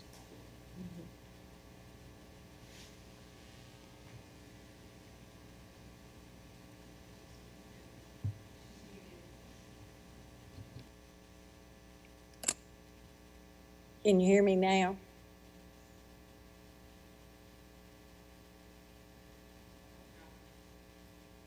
Right. Because our staff will be so small, we looked at our personnel policy committee would need to be made up of both certified and classified staff. So we would allow the certified staff to select one member, the classified staff to select one member, and then the entire staff to select one member, kind of, I'd call them an at-large member, because it could be either certified or classified, along with the director of schools and one member from the asset board. We felt like they could carry out the duties as defined for personnel policy in that manner. Is that a conflict of interest to have a member of your board on your PPC? Because normally the PPC puts together the recommendations to take to the board. So it's not explicitly prohibited, especially if a waiver is granted. Traditionally, in the charter context, this is waived entirely, and the board of the charter school makes the policies themselves, either with no PPC or with some sort of completely different version of a PPC. I think the intention here is to try and keep, and I don't want to speak for them, so of course if I state something differently, please interrupt me, is to try and keep as true as they can to the PPC that's in the law while operating in a charter context. If they are granted these waivers, it would not be prohibited for them to have an administrator on the PPC committee along with their certified and classified staff. It would just be how, I mean, that's why they're asking for the waiver. The classified and certified staff do you anticipate hiring?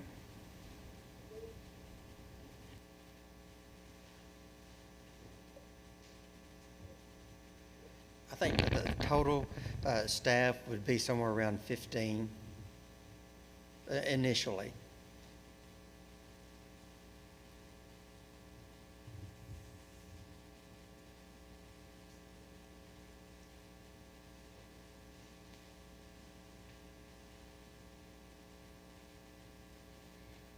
If there are no additional questions on the personnel policy waivers, I'll move on to the student health waivers. It's not a rationale issue here. I think it's just a typing issue. I just wanted to clarify, they've asked for a waiver of 2E and 2E1. I wasn't sure if they meant 2E1 or if they meant 2E1 and 2E2. And if they are requesting 2E2, I will have some questions about that. But if they could just clarify for me what exactly they're asking for.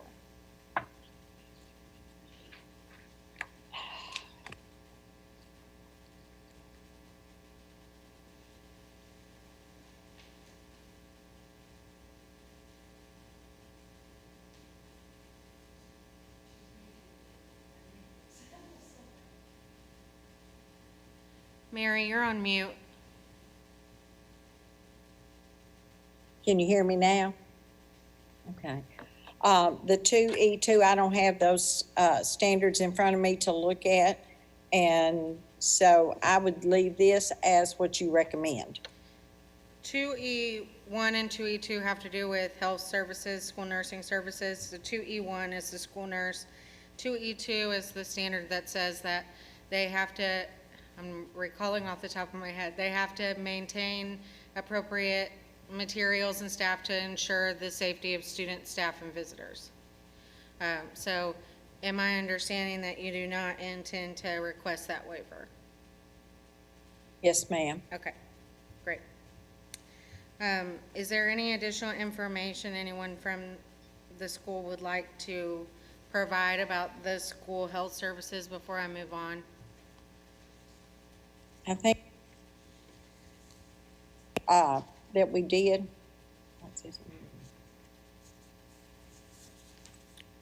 Okay, I will move on then to, okay, sure. What is the distance from Access Medical Clinic to the school? And the distance from, the fire department's on the other side of the railroad?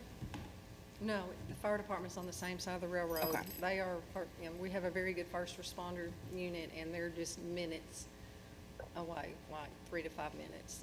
And the Access Clinic is just across, it is just across the railroad tracks, but it is probably 4 blocks, if you were in city blocks, away from the school. Is the fire station staffed all the time? Yes, it's a volunteer, and they have, like I said, in the location of the school, in the city limits, they have a response unit of 3 to 5 minutes. But there's not someone on staff all the time?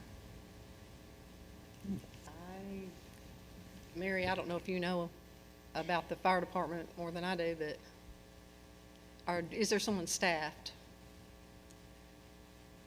You're muted. You're muted. Okay. All right.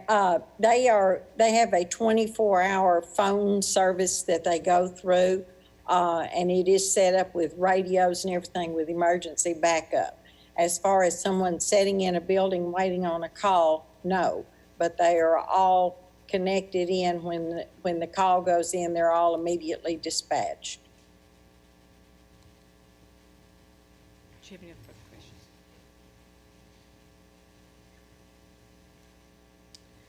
And I did, when we met with all of the applicants individually to do a review of the application, they did confirm that they're aware that they'll have to have someone that can administer medication if a student needs it administered and it can't be delegated. So they know that they're responsible for following IDEA and Section 504 of the Rehab Act and following any requirements there.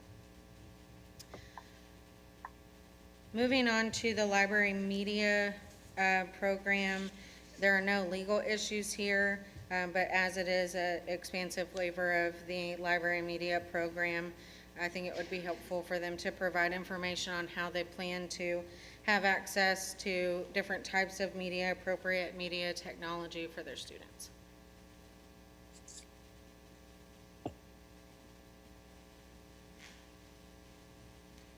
We are looking to hire a technology specialist who's going to be overseeing the technology there at the school.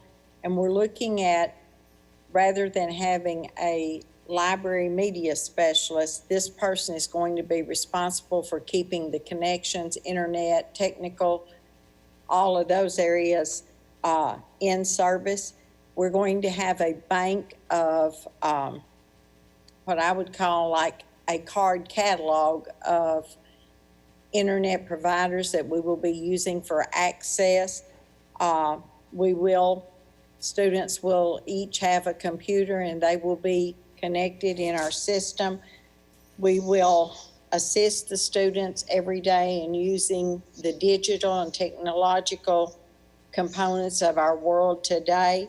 In addition, though we will not have a room housing a certain number of books, we will have access to them through both the Technology Way and the Regional Library. We are a member of the Crowley's Ridge Regional Library, which, when I say we, I mean the community of Weiner and the West Poinsett Memorial Library. The Regional Library runs a courier on a regular basis between 9 branches of the library, and they will bring to us anything that we request. We will work with the local librarians to access the materials. They'll be willing to have the students come to the library, which in our town is about 3 blocks away, but which down here would be about 1 block away. We'll set up and schedule times with them if those are needed. We have patrons that have promised to help build sets of classroom books and materials such as that the students will have regular access to. That's it.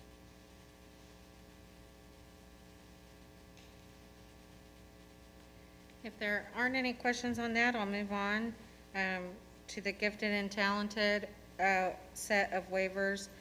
This again is no legal issues, but a broad waiver request to be exempt from the gifted and talented requirements.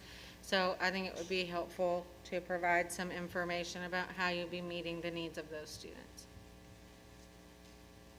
We do believe that our program that we're going to be having at that school will meet the needs of those students as well as the students that aren't quite as successful. We think we will be working enough outside the box and bringing in enough hands-on blended learning activities and such that our students will be pulled and raised to their potential. We want them to be able to stretch. We want to stretch every student that comes in that building to their capacity and not just a limited number that are classified as gifted and talented. Technology, of course, is part of that. Our curriculum, our selection of staff will be crucial in this, that we want to meet the needs of all the students and go beyond.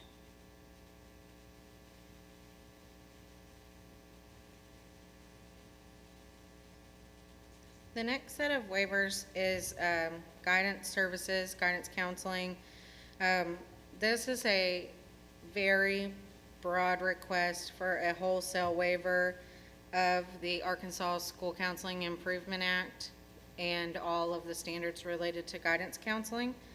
I believe it's the intent of the school to waive this service entirely for the first 2 years of operation. This would be the first time that a waiver that expansive has been granted to a school. Any waiver under the new School Counseling Improvement Act that was passed in 2019 has been limited to licensure, with the exception of one waiver that was granted for the number of classes a guidance counselor could teach in one instance. This request is for a wholesale waiver of guidance counseling services. I think it would be really imperative if we're going to move forward with this request to understand completely how they plan to provide guidance counseling services to their students and why such an expansive waiver request is necessary. Our finances are going to be very limited, and as we looked at staffing, we believe that the guidance counselor was not a person we had to have on the campus for the first year and possibly second year, depending on the number of students that we have. We want all of our teachers to have enough professional development and be aware in the areas of career readiness, meeting the needs of students academically, that they are definitely on course for graduation, that their services are provided that are needed. The concern comes that sometimes you have social, emotional, or mental needs that may not be the regular, may not be like the regular students in our classroom.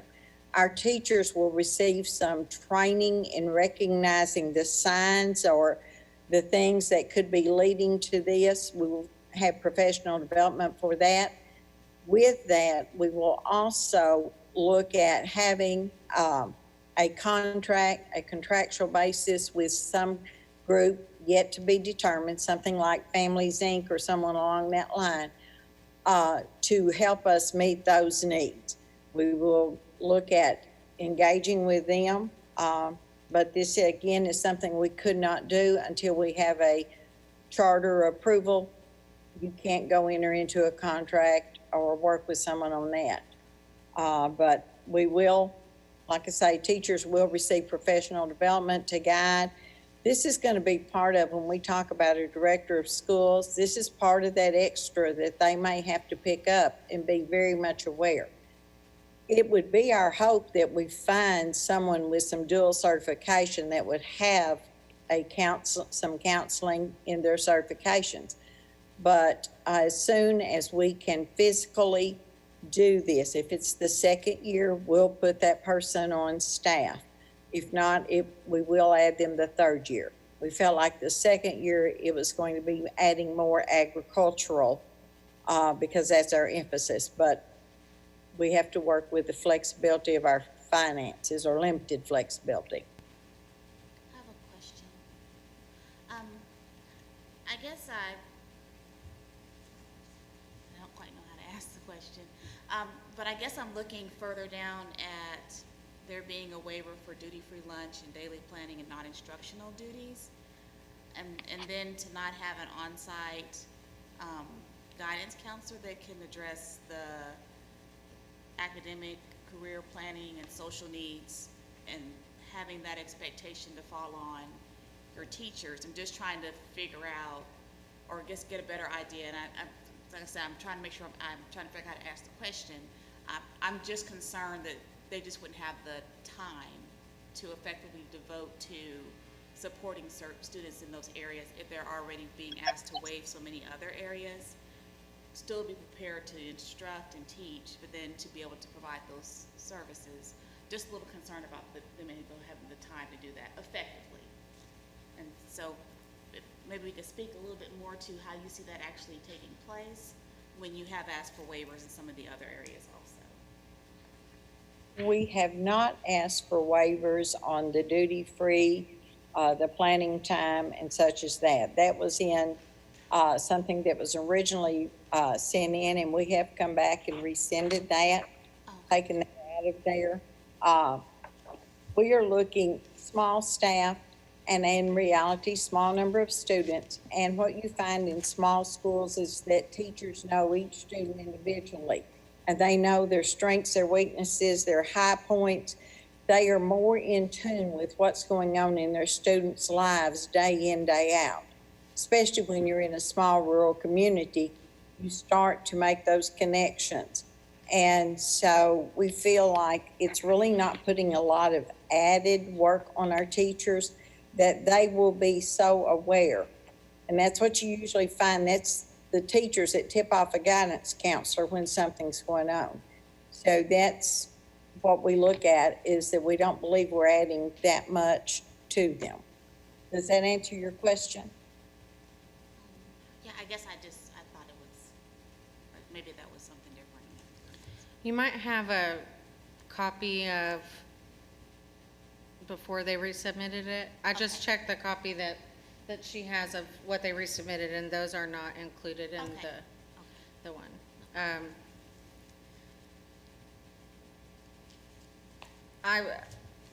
Sorry, let me pivot my brain back just a second. So included in their request is a request for a waiver to develop and implement a written plan for providing comprehensive school counseling services, to provide developmentally appropriate guidance to aid students in educational, personal, social, and career development. It sounds, based on what Mary is saying, that they will be meeting those requirements just with their teachers, so I don't know that that's necessarily something that they need. Again, this would be the most expansive waiver ever granted under this section. It's certainly permissible for you to grant it. I just think in the past, Dr. Pfeffer and the other members appreciated knowing when it would be the first time a waiver has been granted. I'm sorry. Oh, let me grab mine.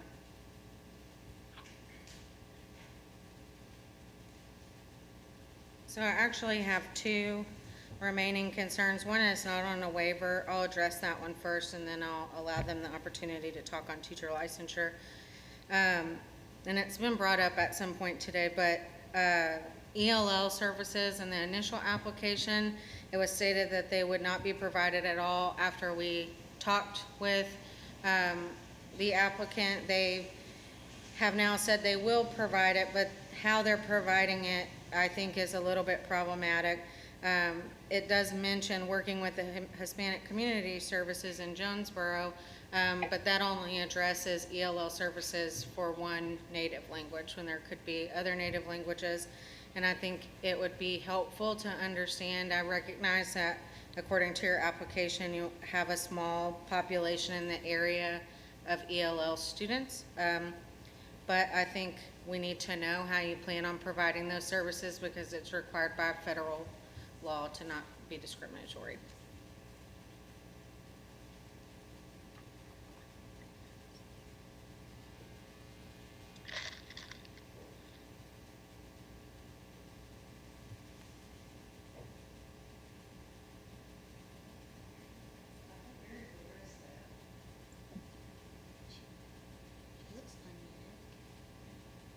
I was kind of holding back thinking Miss Greeno would answer this one.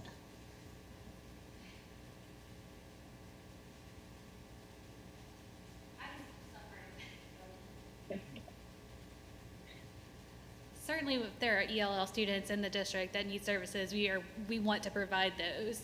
The specific reference to the Hispanic Family Center in Jonesboro is because in our experience in working in this district, it is typically Hispanic population that we see in our schools. If there is another population that needed to be served, we would find the resources to be able to do that, and we can certainly add that to our application if necessary. We're not like Springdale, where you see a large Marshallese population, or different backgrounds like that. So the reason that we specified the Hispanic services is because that's what we typically see, and it is a very low number, and that's the reason it wasn't originally included, because we didn't know that we would have any at all. But if we do, we will obviously provide the services that are required. So.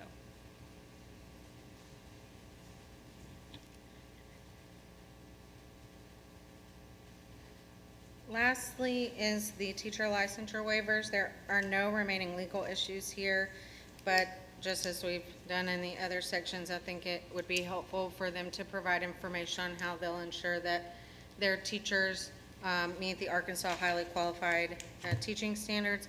Also, they have confirmed in their application that they're aware all special education teachers must have a special education teaching license.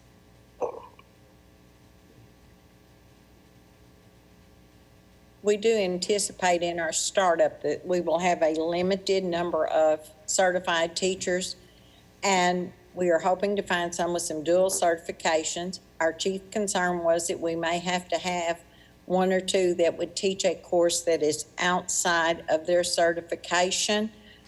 And so that's why we asked for this. We will be looking for the best, the most highly qualified teachers that Arkansas has to help implement our program. Their vision is going to have to follow along with ours. And that's why the director of schools will be crucial in looking at the students and the teachers and looking at our needs. We are believing that the director of schools will be able to look at his staff that he's hired and know who best can teach outside their area in specific areas. We don't know what our pool of applicants would look like, even though we have had some teachers to qualify and say, or not qualify, but to contact us and say, let us know when you start taking applications. If a licensed teacher is not available, then we're going to look for the most highly qualified person we can find to teach that course.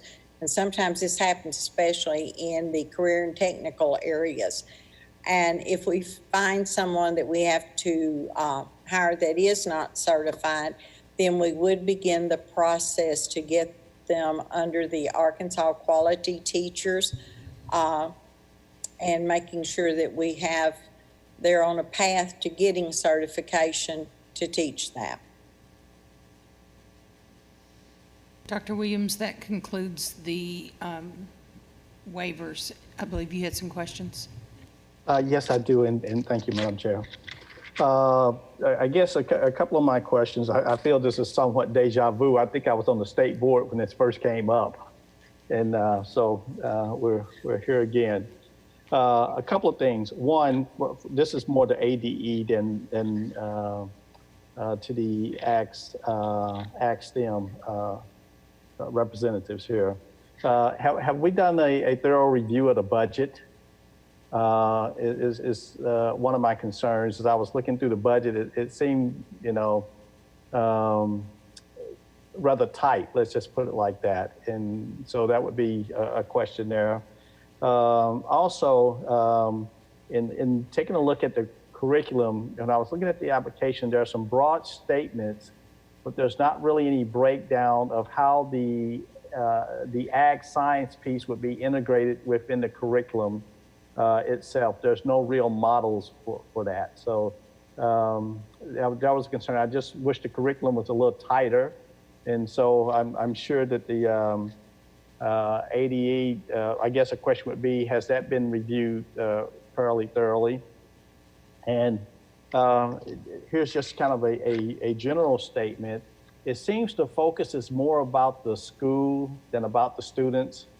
My way of thinking, I always thought when I review schools and been doing this for a while, I start with what's the benefit to the student?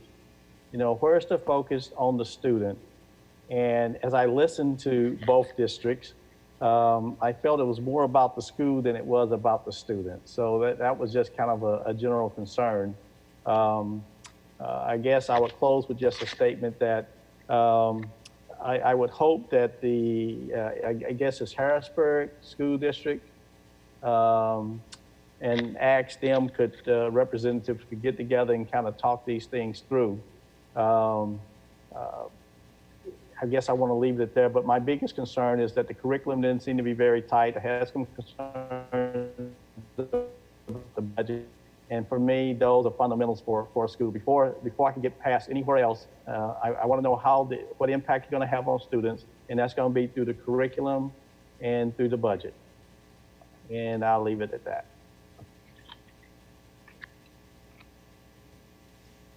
Webb? Tracy Webb, Charter Unit. So the largest concern from the Internal Review Committee is financial. So in that original budget that was submitted, it includes a grant in the amount of $700,000 the first year and $550,000 the second year. That grant has not been awarded and will not be awarded until September 15th of this year, which is the day after, I believe, that these would be approved. These would be heard by the state board to either approve or to review the charter panel decision. So it's a little unrealistic to include that in the budget. And when you take that out, there's a deficit of $501,646 with their revised budget. And so they had taken out about $68,000 worth of expenditures for this year, and so they still have a deficit of 501. Also on page 28 of the grant, they indicate that 45 students are needed to be financially viable. However, their budget was completed on 60 students. And so if you only do that on 45 students, that's an even larger deficit of about $622,000 and some change. Some other concerns that go along with the financial are the salary for the director, which is a little high in the range of $80,000 to $110,000 for 90 students. So that could increase, that's a huge part. I think it's 15% of their foundation funding. Another issue was the lease part that affects finances. They budgeted $22,000 for each year. We think that's probably extremely low, and so that could also increase the deficit for the first and second years. A couple other concerns that are not financial include just the counseling, not having someone on site to provide those social, emotional wellness services for students. In addition to the mission statement. When you read their mission statement, it doesn't really have a focus on STEM or agriculture. It talks about to develop college and career-ready learners in the agricultural community, but the whole focus of the mission statement is not on ag and STEM. But our largest concern is our finances. Madam Chair, may I be recognized? Go ahead, Mr. Walter. Thank you. Trip Walter, Staff Attorney, Arkansas Public School Resource Center. I just wanted to kind of follow up on what Ms. Webb was saying as the grant in question is awarded to and administered through APSRC. What she said is correct. I would just add it is a competitive grant. We don't know who will get it until the selections are made. It's not an automatic thing. And it doesn't appear to us that any school should be able to count on that money unless and until a grant may be awarded to them. Thank you. A couple of questions on the grant. Do you all need approval from us to be able to receive the grant, or can you get the grant before we give approval? It's my understanding that we have to be issued a charter by this board, by this panel, before we are eligible for the funds. Is that correct? And that has been the case with many of the funding sources that we've looked at. It's kind of a vicious cycle. You need to have the money to get a charter, and you need to have a charter to get the money. And it seems to me that the intent of the setup of the charter school and why we have that option is to allow some control and some say and some option for those at the local level for the schools. And that's what this is. It's grassroots. It's not driven by some organization outside the state of Arkansas. It's an organization of people who are in the Delta, who are there and see the needs on a daily basis and want to provide that. So we understand that funding has been their concern, and we believe the funding is there and available.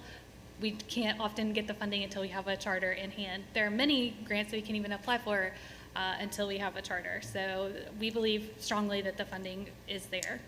Okay. Have you all worked with APSRC? We have. Through this process? Okay. Yes. They've been very helpful. Yep, a quick follow-up question there. Does the awarding of a charter make you eligible, or does it get you the grant? I mean, Tripp might speak to that, but I believe it makes us eligible for that. It is not necessarily a guarantee, as he just stated. It is competitive. And who is the grant coming from? Potential grant? That potential grant that was specified in the budget is from APSRC. Who is that? The APSRC? Okay.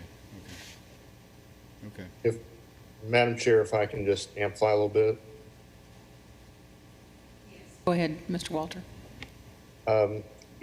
The grant in question is Charter School Programs Grant that's awarded by the U.S. Department of Education. The particular part of that or subgrant we're talking about is for new open enrollment public charter schools. And as was stated, yes, the awarding of a charter is one of the conditions of eligibility, but to also reiterate that it is a competitive grant. And just the awarding of a charter by this body does not automatically mean that the grant applicant will get a grant. When you say competitive grant, help us understand what that means. Is it 50-50 that you get it or don't get it, or is it 80-20 that you don't get it? How competitive? Well, that's dependent upon the number of and quality of the applications. We have a limited amount of subgrants each cycle.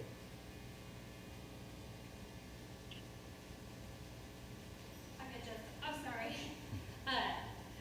That grant is a placeholder, obviously. It's not the only funding opportunity, but it's the one that is most relevant in this setting, so that's the reason we included that particular grant in the application. We've explored lots of other options, and so if for some reason that grant didn't come through, we still believe firmly that the funding is available and will be there.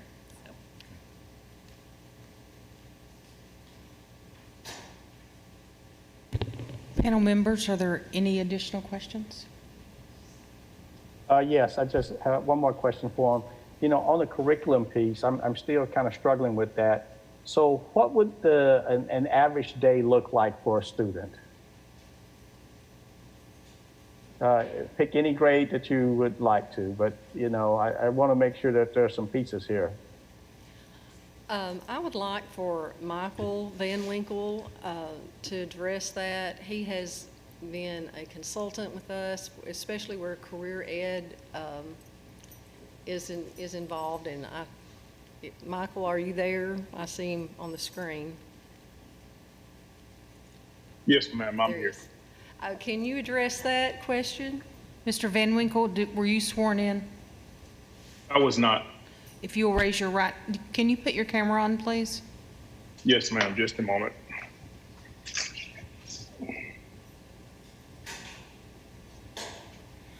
Thank you. Do you swear or affirm that the testimony you're about to give shall be the truth, the whole truth, and nothing but the truth? Yes, I do. Thank you. Proceed. Okay. So I made some brief notes specifically on some of the things that students could expect to experience on a daily basis in the school.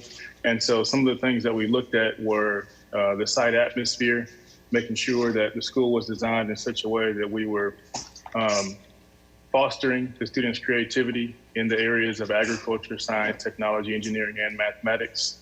And then also throughout the school year, having students go through a series of projects and actually putting those things up on the walls to display their learning. So this could be through school-wide, basically like a science fair, and then having students display that information for the community, but also using it to design the walls of the school so that they're constantly seeing what they're doing to learn the standards in the agricultural classes, but also being able to tie those into the curriculum in the core classes as well. Specifically, on a daily basis, something that was mentioned was a morning assembly where students would receive pertinent information, share inspirational messages, and then have a common time to be able to start today, which could involve things such as exercise and meditation to help involve some kinesthetic learning. In the class time, we talked about the core classes. And in the core classes, looking at ELA and science classes, both involving some laboratory experiences, in addition to the traditional learning where the teachers are teaching those standards. And so the science teacher could be utilizing the scientific method in those experiments and projects. And in the mathematics courses, using that laboratory time to help students understanding the use of formulas and expressions in an agricultural and or STEM setting. So they're seeing how what they're learning actually ties back to those key components of the existence of the school. In history courses, one thing that we were looking at is having the instructor comparing and contrasting agricultural and STEM practices from the past with modern advances in technology so that students are seeing a reason for learning history and how that history affects life in the context of agriculture and STEM. And so for after school activities, obviously there are a couple of career and technical student organizations, the TSA, FFA are two for sure that would be heavily involved with the school. And so those activities would be on a monthly calendar, scheduled in advance, and then coordinated with the school transportation service so that it doesn't put an unnecessary burden on the parents. So those are just some of the items that we talked about for daily life in the life of a student at the AgSTEM school. And additionally, as the school is adding grades throughout successive years, starting them out in the 7th grade with the CTSO and building a student portfolio beginning in the 7th grade so that by the time they're done in the 12th grade, they have this full portfolio of career-related information that they're able to take to work and or post-secondary school that contains 5 years of documented community service, projects that they've done throughout those 5 years, and so that they have a guiding force as they're entering the next phase of their life.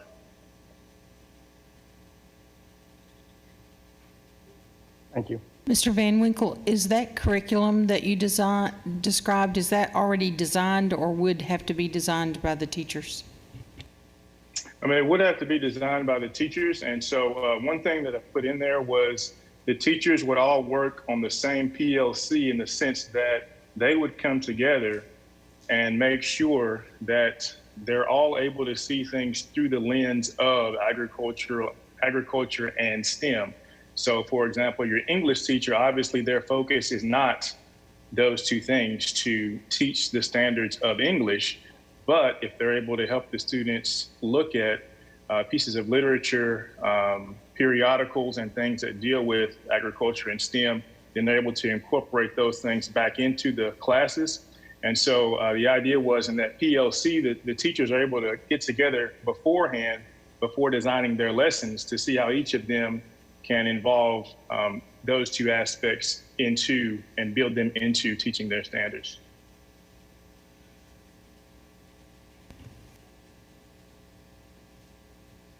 Panel, any other questions? Let me just talk for a second and then ask a question here. So what I'm thinking when you guys are talking, I'm thinking this is a great idea. So I come from a small town that's agricultural based. I spent a lot of time in the Delta, and I get what you're saying, and I love the fact that it's a grassroots effort. I mean, I just commend you guys for having the foresight to do this. You also have a lot of letters of support from state senators and representatives and leaders in the agriculture industry. So I think this is a good idea. I'm a banker, I'm not an ag person, so the letters were very meaningful to me. So I think you're onto something. And my approach has always been to try to make things work for people when they have worked this hard to try to make it happen.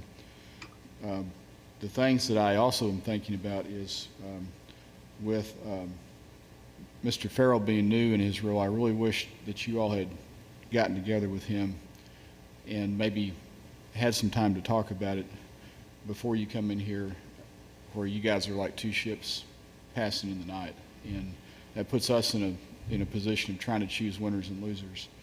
It'd be my preference to choose winners and winners if there was a possibility of having that dialogue with him. I know you're here right now for us to make a decision. I'm not sure what the other, if there's another option, whether you guys could come back after you've talked with Mr. Farrell to see if there is a possibility. I know there's a lot of history, and I understand distance, and so maybe there's not that possibility. I don't know.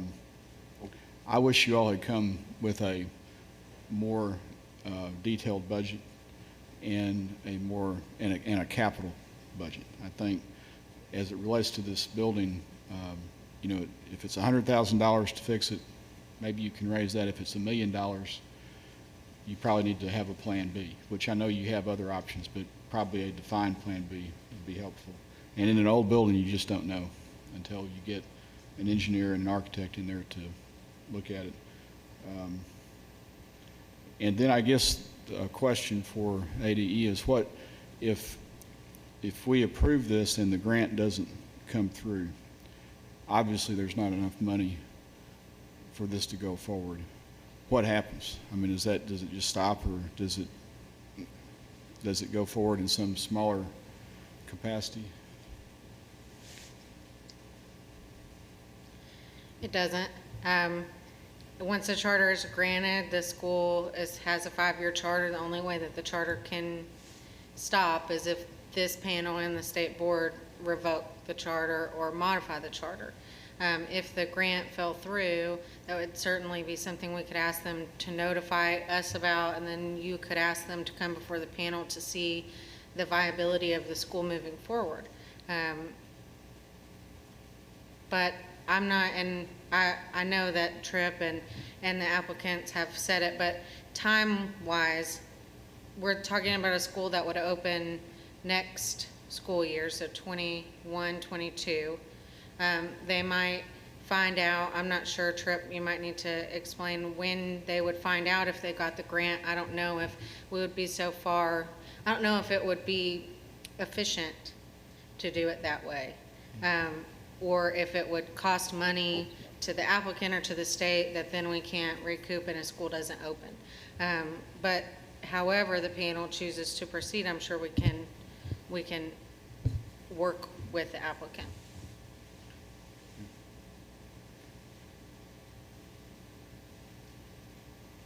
If I could address that point as well. One, idea that we weren't sure if it was an option is a conditional approval, approval of the charter conditioned on obtaining the funds. As she said, we are still a year out from the school accepting the first student. And so in that time, that gives us the opportunity to, with a charter, or the promise of a charter at least, that gives us the chance to raise the funds that are necessary. So it sounds like you believe this is a good idea, and that could be one option. Again, the logistics of that, and we are happy to commit to reporting back or updating the panel on whatever that progress is on whatever basis and interval time period that you would require. And I have a question about Ms. that. Kaufman, is the local district allowed to comment after we go our first 20 minutes? Is coming to the podium now. As a chair, you're welcome to allow them to comment. I also wanted to point out, Celia from Charter Finance is on the Zoom. So Celia might be able to provide some additional information to your point about moving forward if that large amount of funding was to fall through, what the options for the school would be. So she's muted, but I'm sure she is listening. Ms. McMurray. And so that kind of brought back what I've been sitting here thinking about, and the question that I had about the types of approval or the types of denial that we have options for.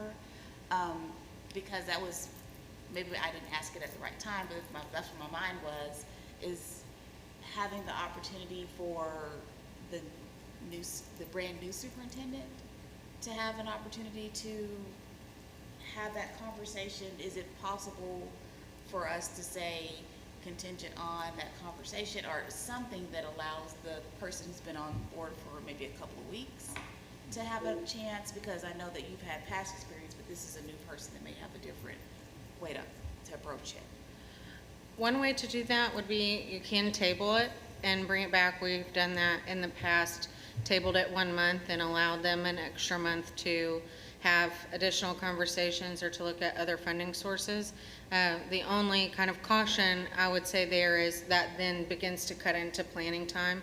So you wouldn't want to table it for too long, but we have, I think it was last cycle, we tabled one for a month, and then they came back and presented some additional financial information and more information about their model. So certainly you could table it and request that they have conversations with Harrisburg and look at additional funding sources, to Mr. Baldwin's point. Or you can vote to deny or approve today. I don't know that we have done a contingency approval before, and my suggestion would be, rather than do that, to table and bring it back once a contingency is met.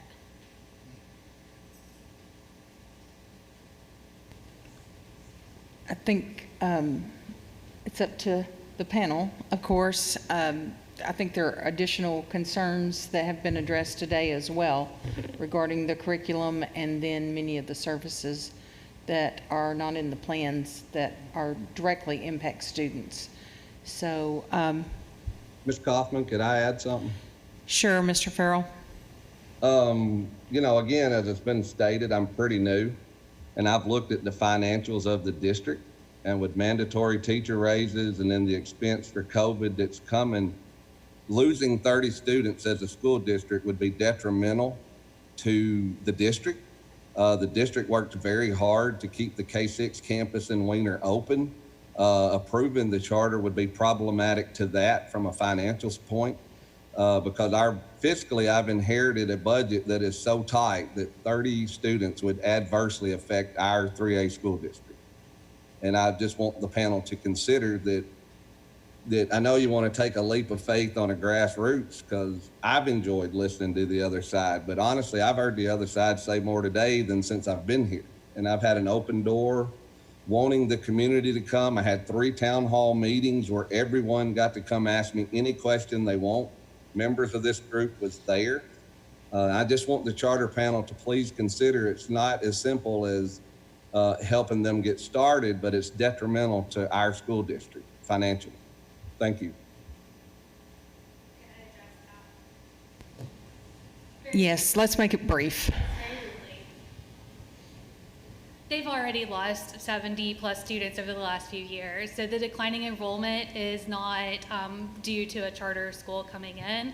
It's parents are fleeing because they are seeking a better educational opportunity. So I understand that that could cause financial issues, but just wanted to be sure and point that out. The other thing is there has been this veiled threat of closing the elementary school. The truth is it's the highest performing school that's a part of their district. It would be a shame to close an A-plus school that's like the only bright spot there. So that's, they keep using that as a threat, but that's my information to share. Thank you. I think the panel is looking at the application itself, and we'll make a judgment based on this application. My thought is, just to say, what my thought is to table this, give you all 30 days to talk to Mr. Farrell. If you all can come up with a plan that where Harrisburg and you all are both satisfied, that's would be good. It would also give you time to look at a more detailed financial budget. And that, I guess the question I would have would be, does that mess up your grant if we push it 30 days? It's my understanding that it would, because to be eligible for the grants that are announced about 1 month from now, slightly less, I think, the 15th, we wouldn't be eligible for that without a charter. Also, the charter panel needs to consider that under the Facilities Manual 6-21-815, and Mr. Kane can clarify, Section 4B, page 670, no public charter can be within 500 feet of a public school, and that would violate that Facilities Manual ordinance.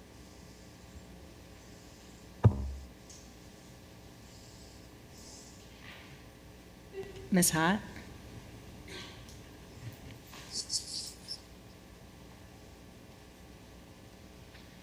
I think Mr. Kane might be better equipped to handle this, but it is my understanding, based on a conversation that I had with Tim, that, let me pull it up, give me just a second, that there is a provision that says if a building is within 500 feet of an elementary school, that can be used as the commission can use that fact to deny a petition for the building. I don't think that it's 100% outright denial, but I do think it's one of the factors that the commission can consider in denying the petition. And Mr. Kane might correct me if I have misspoke. No, you did it exactly perfectly. That's our understanding as well. It's up to the commission. If and when a petition's filed, the commission could choose to reject it if they believe that I don't have the statute in front of me, but if it's a detriment or some type language to the other school, if it's within 500 feet. But that would be for the commission to decide. Thanks, Mary Claire. Thank you, Mr. Kane. Dr. Williams, anything else? Yes. I think we've kind of covered just about all aspects of it, but I'm going to go back to the fundamentals. The fundamentals where I'm struggling at is 1, budget. I mean, that's just a given. 2, the curriculum. That's a given. I mean, all the other stuff is noise to me. If we don't have those pieces right, if they don't have the finances to do it, and they don't have the curriculum right, nothing else matters to me. So for me, I just say it out loud.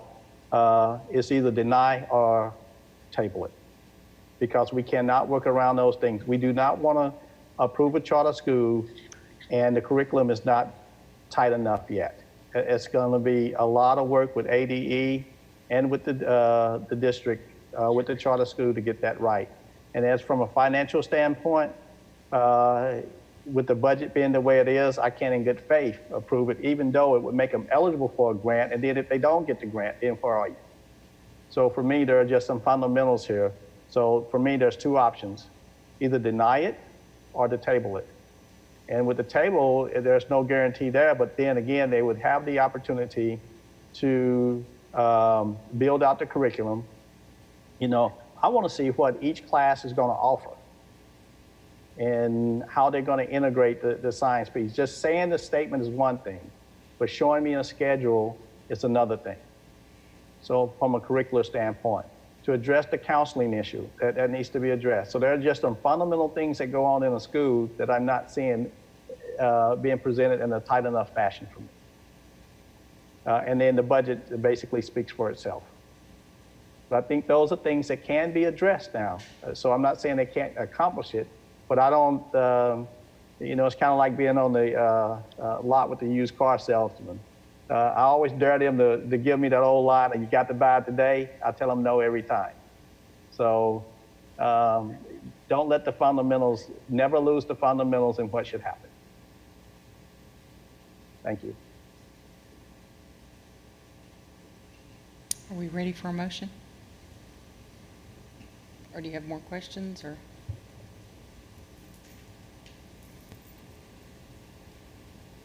I move that we table the application for 30 days. What else to add into that? Yes, please help me. Let's do table till the next meeting, because I don't know if it's exactly 30 days Okay. from now. I move that we table the application until the next available meeting. Maybe not. I'm sorry. So I don't think we have a meeting in September scheduled. So we could use the dates that we had on temporary hold, if that is okay with the board, but as of right now, we don't have a September meeting scheduled. So we would need to schedule one in order to hear it. And we can schedule it anywhere from 14 days out. We just have to have 14 days notice to all the parties. So should I say the next scheduled meeting? We can work on the exact scheduling afterwards, so the next scheduled meeting is fine. Okay. So I move that we table the application to the next scheduled meeting. Do I have a second? I'll second. A motion by Ms. Wright McMurray and a second by Mr. Baldwin to table this application until the next meeting. All those in, any discussion? All those in favor? Aye. Aye. Aye. Aye.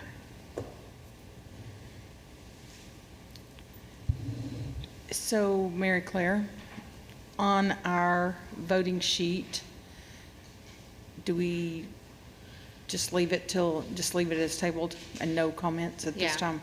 Let's do that, because the purpose of the voting sheet is for the state board when they are reviewing, and since you haven't made a decision, I think it's fine to leave it as tabled. And before we adjourn, let's get the meeting scheduled. Okay. And so at the next meeting, when you come back, we'll be listening for those key things, the budget, the curriculum, and the student supports. I'll add that piece in there.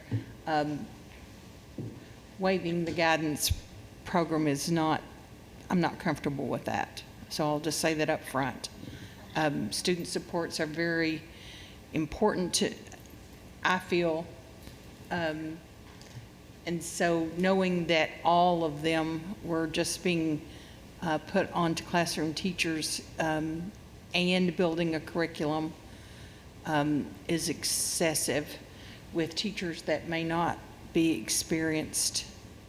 It would be excessive for me as a experienced teacher. So to think that it might be someone who is not an experienced teacher, a little bit added on is no problem. Teachers are very resourceful, but there's a lot to be added to them. And I just wanted to echo Ms. Kaufman's comments about that.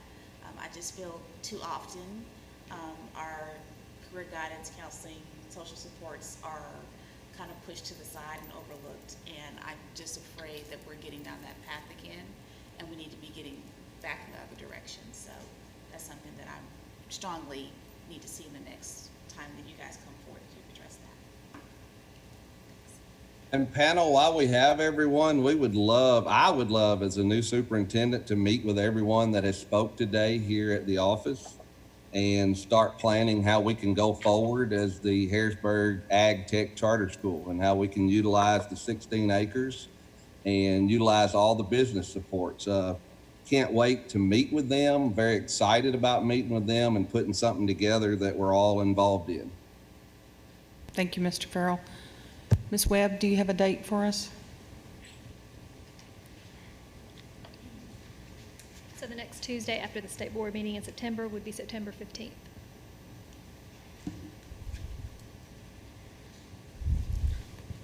September 15th work for you? All right, if you'll get that scheduled for us, Ms. Webb. He's good? Okay. Any closing remarks from the panel? If not, I'll accept a motion to adjourn. Motion.